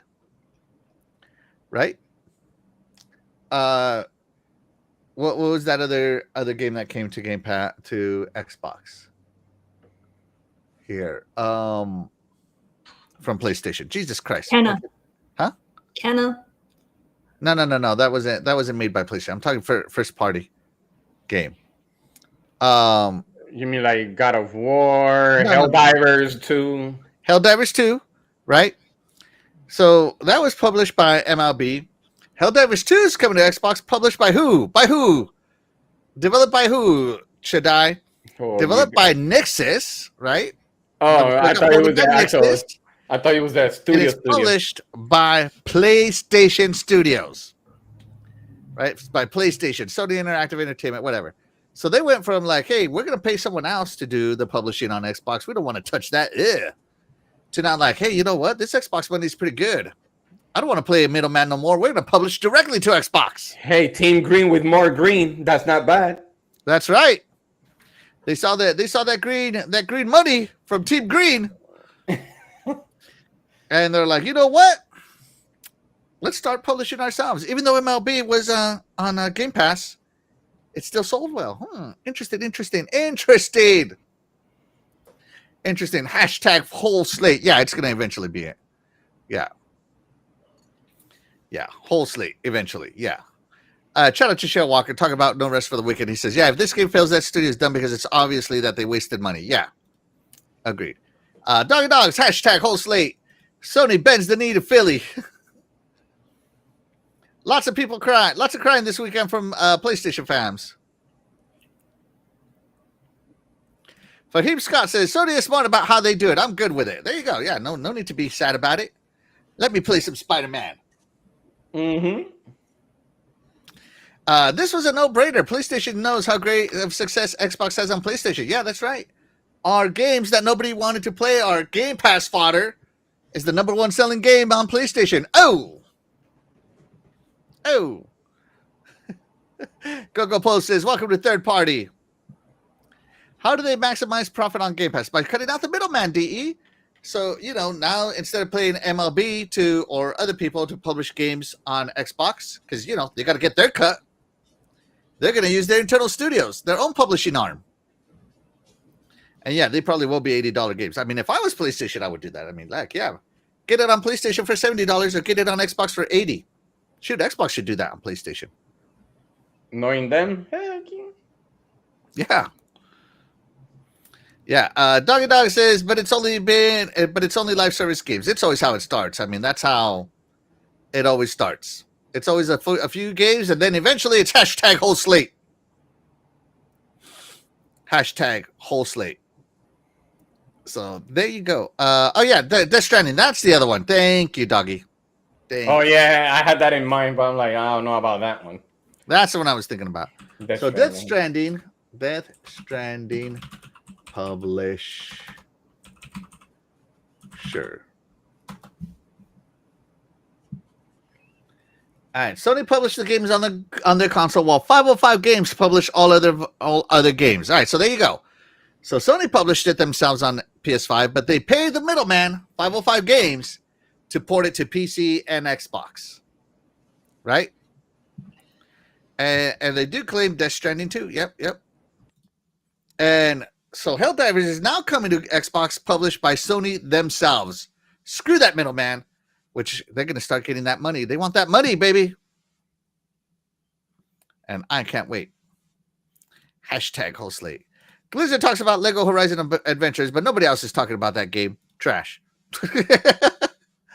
So, Terry, are you excited for your PlayStation to be playable on your Xbox? What do you mean Get rid of my those exclusives. You are not an exclusive lover. I am not an exclusive lover, and I wouldn't say my PlayStation. I didn't even buy a 5 because I already saw that it was a waste of money. And look at their generation. It's in port after port after port. Oh, look So, at them suckers. Xbox had, bad luck with the last gen, and now Sony is dealing with it this gen. So,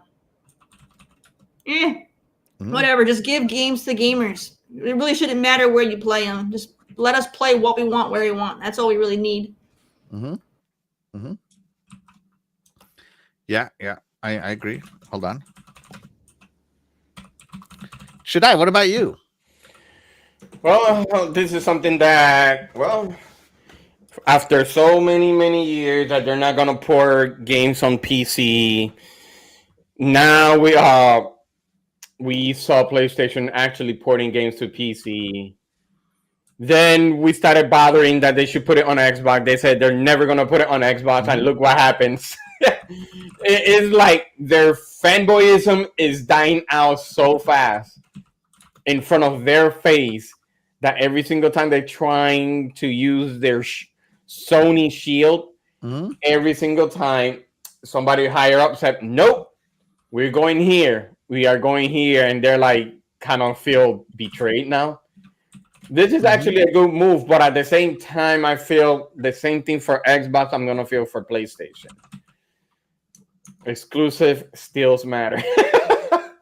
No matter how you look at it, it's a good thing, to put it on multi-platform. But it has to be certain games. It cannot be the whole thing. But who am I? I'm only one person. But hey, if it makes sense for them, even though Forza Horizon 4 sold really well, 5. Yeah, you know what I meant. Yeah. What is it? 3 million in less than 2 months. That lets you know a lot about the games. Like you said, Axel, they're selling pretty well over there. So, hey, it's a good call. They thought that Xbox was getting a lot of flack. That it was third party, but they're following actually their footsteps. And hey, they can't turn back. The only one that is not going to change is pretty much Red Team. They're going to be the same. Yeah. So, well, for now. But even Nintendo has said that they will adjust to however gamers are playing games. Like Nintendo has never said that they wouldn't do it. Right? So Nintendo's smart to not corner themselves at all. They're always on the last thing, even though, their decision they might be is the pretty last to it, but they've never denied that it's an option. They No, always but say no- that they will continue to make games to the way gamers play games. No, but it's like the reason why I said that is because they are pretty much paying attention on what Microsoft and Sony is doing. And they're like, oh, so if they're doing that like this, they'll take notes and they'll implement it for themselves and say, well, we could take this part of what they're doing, but we could change it to this one so it could be in our favor. So I wouldn't be surprised that Nintendo is doing that. But hey, this is something that we saw long coming. They're porting left and right, anyways. So let's go over what happened with PlayStation games on Xbox, right? So again, MLB The Show was forced by MLB. If you want the exclusive license, well, you got to publish everywhere. That's not anything. And then Phil came around with Philness and got it on Game Pass, which is nice. But don't forget that right around that same time period, Minecraft Dungeons came out, and that went straight to PlayStation right away. Like that was never exclusive. So, right? Well, that's because Minecraft has never been exclusive. But still, I'm just saying, like it's a Microsoft first party thing, and we've always been sharing it. Yeah, DE's over here. I'm saying you're okay with putting Horizon on Xbox. How do you maximize that? Forza Horizon Zero Dawn plus Forbidden West bundle for $100, or force them to buy both? PlayStation. The Last of Us. They're gonna use that the Last of Us way of selling it. Dave Reezy says, "Put the fries in the bag, PlayStation." With it right. Gogo Pole says MLB would have never come without the thought of other games. Yeah. Let's see. Death Stranding was published by 505, but it says Sony Interactive Entertainment all over it when playing it. Yeah, because they funded it. Just being honest, right? It's a second-party game. I'm not stupid. I know it's a second-party game, unlike some of the other blue podcasts who are like, oh, it's a first-party game. It's a first-party game. No. PlayStation doesn't own the IP. They just funded it. It's second-party. Right? Let's see. Yeah, and I agree with Gogo Pole here. If the game is on PC, it's not too far to port to Xbox. Yeah. Let's see. Let me look here. Gogo Pole says, I think Microsoft and Sony are more friendly than people think. They could be playing a duopoly on purpose. They could. Let's see. Keep going. Doggy Dog says, who needs a PlayStation? I'll just play on my Xbox. And Jago 6 is saying, though, no need to port to Xbox when the new Xbox PC hybrid console comes out. That's right. And, this might also be a reaction to that. Let's go dive into that a little bit. Let me put up Jago 6's comment here. Xbox is finding a way around the paywalls by making their consoles more PC-ish. Right? So if it's a game on PC, guess what? It's also going to play on your Xbox. We've been saying this, right, Terry? So maybe this is Sony reacting to oh crap, our games are going to go over there anyway. We might as well try to make some money off of the people that for some of them. So let's start porting them. This could be a reaction to that. Do you think this could be a forced reaction by Xbox of what they did to them? Terry? They did, sure. I don't think so. I think this is legitimate. Market has changed. So yeah, because Xbox changed the gaming market. Yeah. So whoever is, how do I want to phrase it? So whoever is the lead for whatever it is, they basically can dictate how the market goes. And for the longest time, Sony had been the leader in that because they always sold the most consoles. And, when it came to the single player games, theirs were the best selling. Well, things have changed. Microsoft has changed their strategy. Game Pass came out. So now they have become the market lead because they realize you don't need console sales to be the market leader. So they found the loophole. Yeah, and it's working, and it was one of those things where PlayStation and Nintendo both were, saying that they weren't going to change their strategy because they're, if it's not broke, don't fix it. This has been working for us for, decades. We're not going to change it. But then they realized that the marketing has shifted and because consumers really like, Game Pass and stuff. And so they started realizing, what, maybe we need to, adapt, that's the thing is as things change in business, you need to either adapt or you're going to go out of business. So they are in the process of adapting because they have now fallen behind in certain aspects. Now, Microsoft and Sony have always had a good relationship. So I want to, just put that out there. The gamers themselves like to act like these two are like these big rivals and, that they don't get along. But they always get along because you got to remember that Microsoft works closely with Sony in terms of, they share their operating system with them to put on their Sony PCs. They share their Azure security stuff with Sony as well. So they always have worked well together. It's the gamers who like to act like there's bad blood. There's no bad blood. They're two big business leaders that work together and help each other out in areas that they need more help, and they make a lot of money.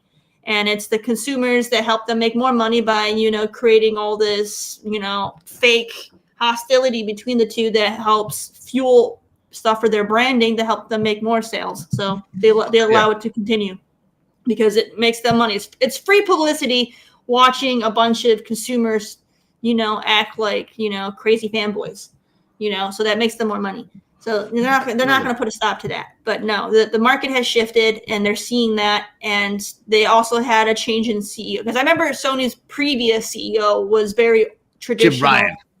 Was very traditional. You keep it to the way that's been working. We're not going to share anything. It's all ours. And now they have a new CEO and he's more willing to share things because what's best for business. Get more customers, make more money. So do it. That's right. Hideki Nishimo said, "Exclusives, get that out of here." Because there used to be a point where PlayStation wouldn't even share with Nintendo, and then they started putting stuff on Nintendo, and then now they're starting to finally kind of bend the knee to put things on Xbox. So, it's bend the knee, baby. They've been slow to change, but they've always been open to change, even though they've never liked to have the appearance of doing so. They're stubborn. They're the old stubborn uncle. It's like they'll come around eventually. So that's funny. Yeah. So I agree with everything you're saying here. Let me keep catching up with the chat. Shout out to Game On Jesse. Thank you so much for being here. You are the real MVP. Said Phil said exclusive console features will matter, not exclusive games. Yeah, and to Terry's point, the Xbox changed from console sales to monthly active users. And, I don't think Sony was really worried about that because they still had the higher monthly active users for a long time. And then when Xbox started publishing everywhere, their monthly active users shot up to 500 million to 500 million. They went from like 100 million to 500 million in 1 year. And everybody's like, oh, my God, monthly active users. That's the metric now. So yeah, Xbox definitely changed. Yeah. Dairies says bots have been through their trenches since Xbox One days. Yeah, absolutely. Dog says soft PlayStation fans can't take the pain. Yeah. Let's see. I wonder if there will be a clear divide though between playing things on PC versus PC and Series X. Right now, DE, I don't even think so because crossplay is enabled, and it's not fair, man. It's not fair. The clear divide is PC gamers cheat. They're all cheaters. Yeah. So right now, Sony does the delay a few years before it goes to PC and also 1 year to go to the Series X. We'll see. And those delays are going to get smaller and smaller. Remember, it was like, oh, it's going to be 2 years, 3 years, whatever. And then Helldivers does a day and date launch. And it's just going to keep going, getting that. That was Jim Ryan's PlayStation. Now this is Hideki Nishimo's PlayStation. So, yeah. Let's see.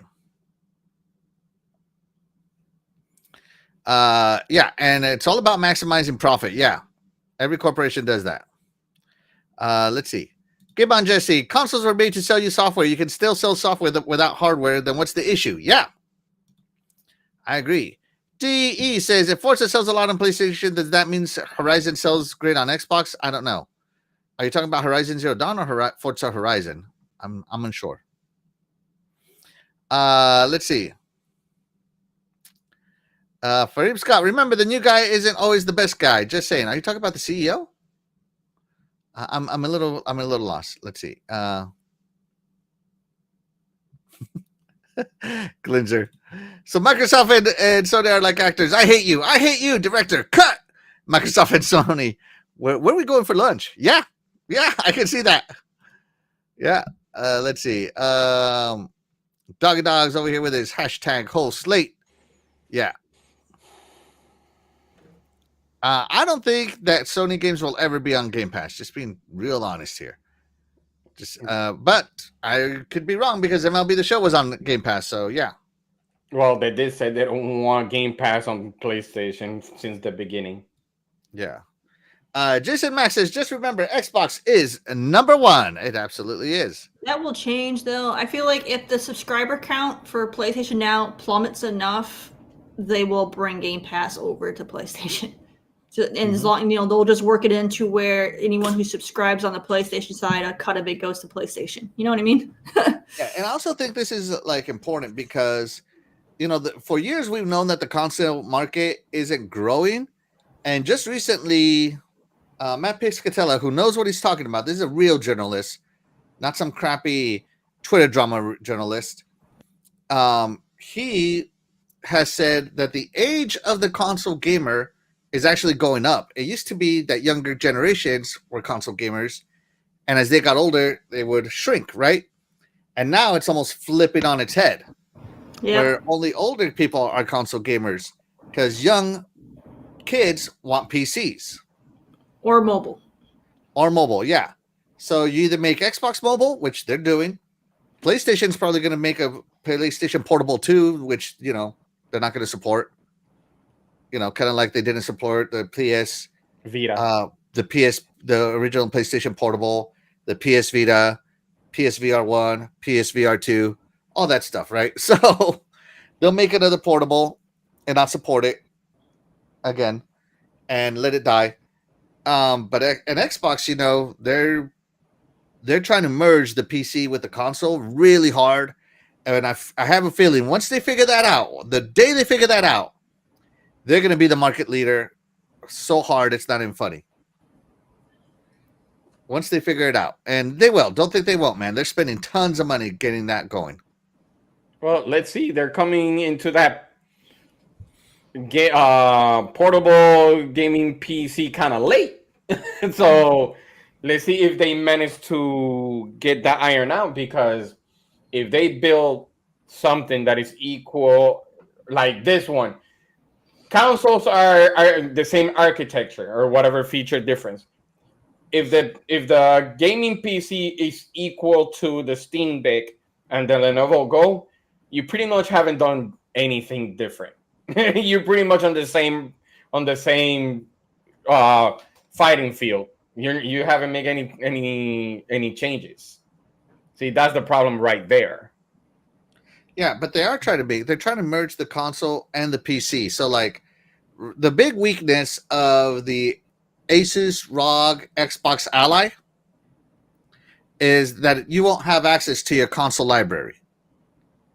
But once they figure that out to merge console and PC and merge the libraries, oh man, that's going to be a beautiful day. I think that's the reason why we were just talking about that feature that you could see the cloud feature on your PC. On your PC.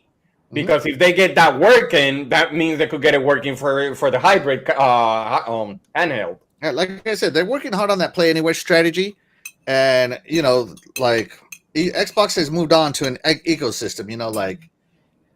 And Xbox is going for total domination. I mean, if you think Microsoft is out here like, dead console, what else is the stupid things they say? They say, third place. But Xbox is on console, it's on PC, it's on cloud, and it's on handheld. That's one ecosystem. Once they merge all the ecosystems, it's going to be one ecosystem, all platforms, and total domination. And that's what Microsoft is all about. Yeah, total Sega, domination. But they have console. Yeah. Well, no, they're going to merge it all together. No, I mean, what I'm saying is, like, when they say, well, Xbox is the next Sega, but Microsoft have console. Sega just died, have that and just died as a whole. No, because they still publish. Yeah, but their consoles aren't. Yeah, their consoles are gone, but no, that's what I'm saying. They still publish. Like they're still doing their thing. Oh no, they're on a roll. We can't deny that. Like if you think Microsoft is out here just like, PlayStation is the market leader and we just got to play their game until we are successful. No, they didn't. They made Game Pass. They made Xbox Play Anywhere. Now they did on PC. Now they're moving onto other platforms. But they're saying that if you buy Xbox, it's because the hardware attracts you, right? So they're not so much like, if you're all Xbox gamers, but if you buy Xbox, it's because the hardware is doing something that will attract you. And to me, if that hardware merges console, PC, handheld, and cloud, that's a great merger right there, in my opinion. And that's what they're aiming for, the hardware features. So yeah, let's see. Jago6 says, all Microsoft is doing is using Bill Gates' Windows playbook with a dash of Satya Netflix, and it's working. Yeah, it really is. Let's see. I wouldn't say the PC portable is too late. It's getting people that haven't had a handheld or want to make the transition, integrating into the new ecosystem. Yeah, I agree with you. I think especially the young generation, they like taking their devices with them. Like, I just came back from a party and it was full. All the kids had their Nintendo Switches. Just being honest, right? All of them. Imagine now all those kids having, Asus ROG allies or whatever in the future. Probably not because they're little, but I'm just saying. It could happen. Hey, it could happen. McWorld. Okay, sorry. It don't matter if they're little. I mean, you're seeing parents these days give freaking iPhones to like their 1-year-old. So like, Man, if you got that $4 trillion money, of course you're gonna give them a Tesla cell phone. these kids get addicted to mobile devices at an early age. So like, nah, trust me, they'll have it. Yeah, but you gotta understand that's because they're trying to make them quiet. Here's the phone, and that's Yeah, it. because they don't want a parent. That's right. Xbox raised me. See, our parents didn't want to parent either. They just kicked us outside. Yeah. We're like, you know what? We don't want to parent. It's too dangerous outside. So here's a screen instead. Yep.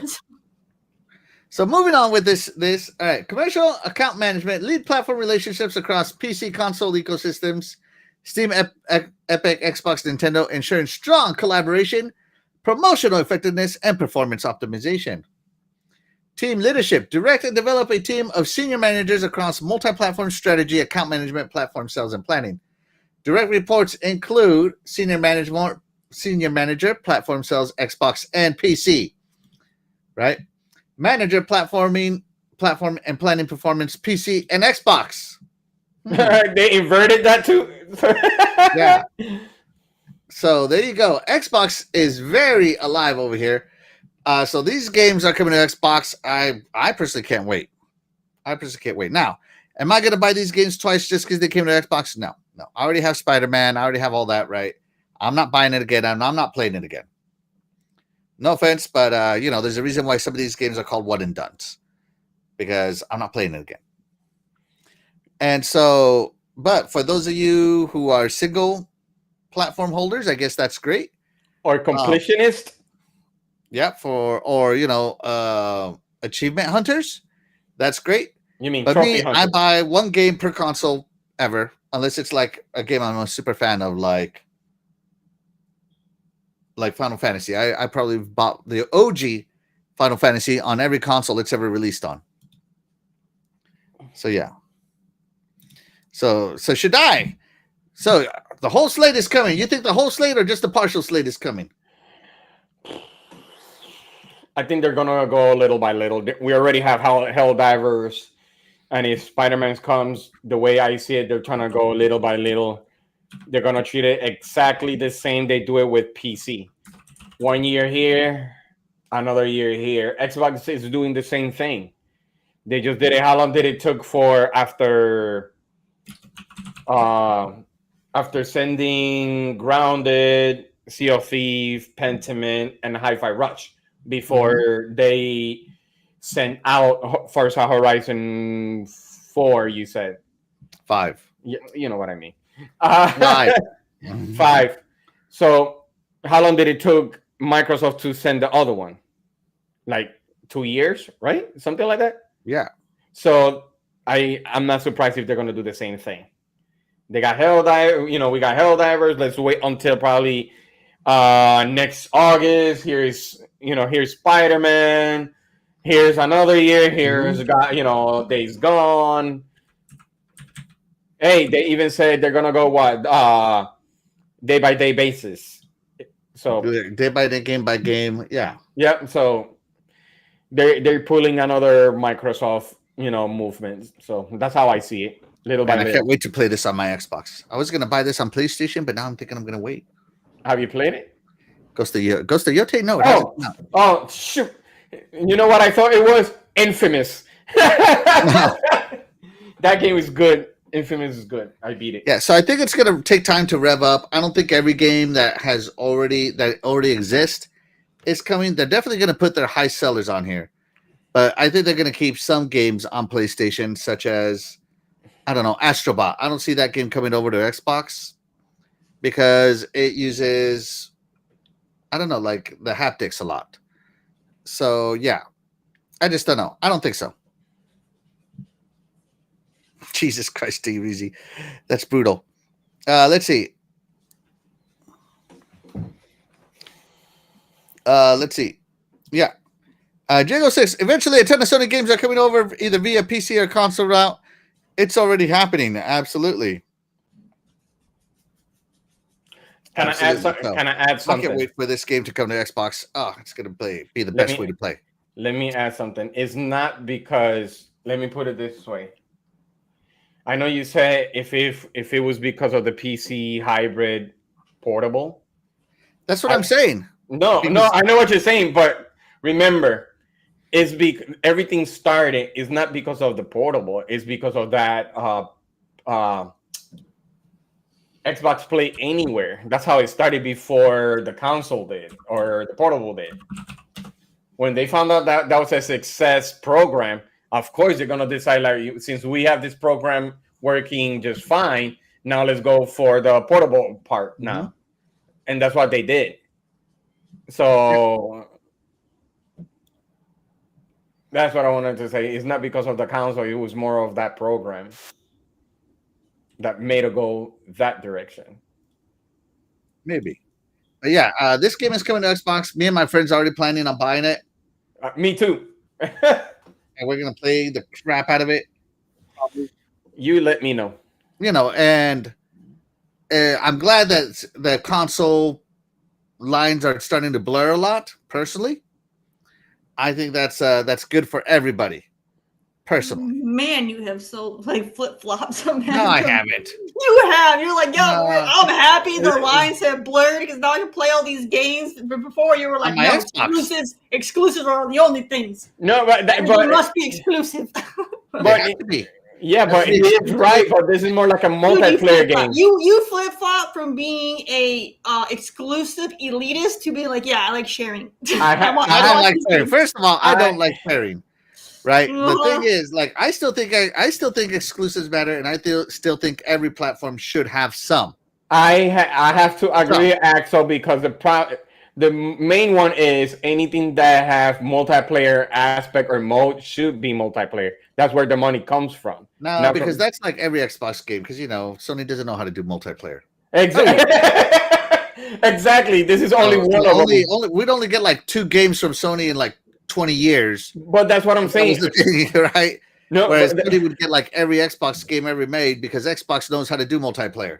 But that's what I'm saying. And somebody said it's going to be all live services. What live services? They don't have any. What live service? Yeah. They don't have any. Oh, shoot. PS3 games are going to be playable on Xbox, but not on PS5? Oh, man. Because that's the last time Sony had any live service games. No. So, yeah. All I'm saying is I think, like, I'm sad that Gears is going to PlayStation. I'm sad that Forza went there, even though it's selling great. I celebrate that it's selling great. But I am sad about that. And I'm sad that Halo is going to go there. But I've always said, Terry, it's going to be the whole slate. I've always said it's eventually going to happen. It's going to be all of them. No denial. And I have been bitter about the fact that it's going to be the whole thing. I still think console exclusives matter, or platform exclusives, I guess, matter. Once this podcast is done, I'm going to start flip-flopping outside. Right, Axel? Mm-hmm. I guess so. I still think they matter, Terry. I'm just done crying about it. I can only shed so many tears for something I don't have control over. Axel is sinking like skulls and bones right now. Sinking like skulls and bones. Oh, my God. I think if we port Halo over to PlayStation instead of doing the MCC, we need to charge $60 per game. Oh, you don't want it. This game. Oh, here you go. Have more fun. $60. You want access to this game? Have more fun. $60. So no collection for them. It got to be all separately. Yeah, it's gonna be the Halo launcher from now on. Oh wow. Yeah, I don't know. I'm just being cruel. All right, here we go. Cheese is nasty. Saying I'm on PC, so best of both worlds. Yeah. Let's see.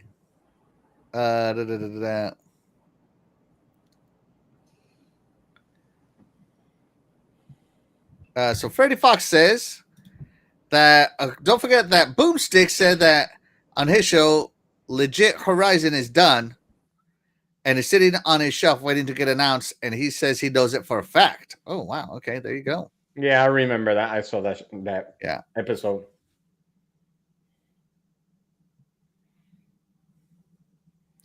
So I'm bored 2000. Thank you so much I'm bored 200.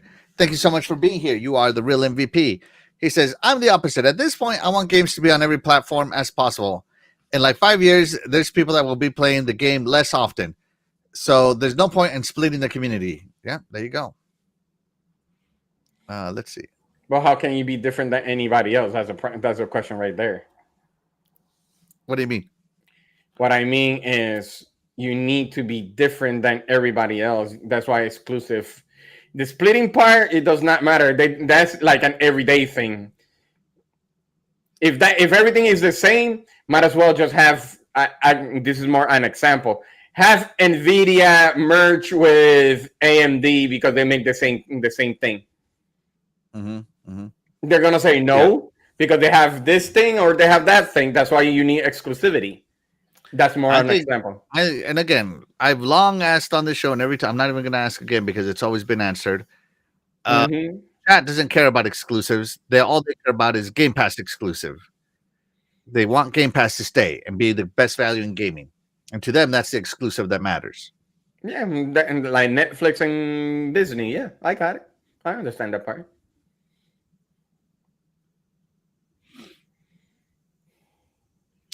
Let's see. Jago6. Let's see. Halo's 25 years old. It's a $12 billion franchise. Some people here were not even born 25 years ago. So if Halo ever goes over there, it'll be okay. Let's see.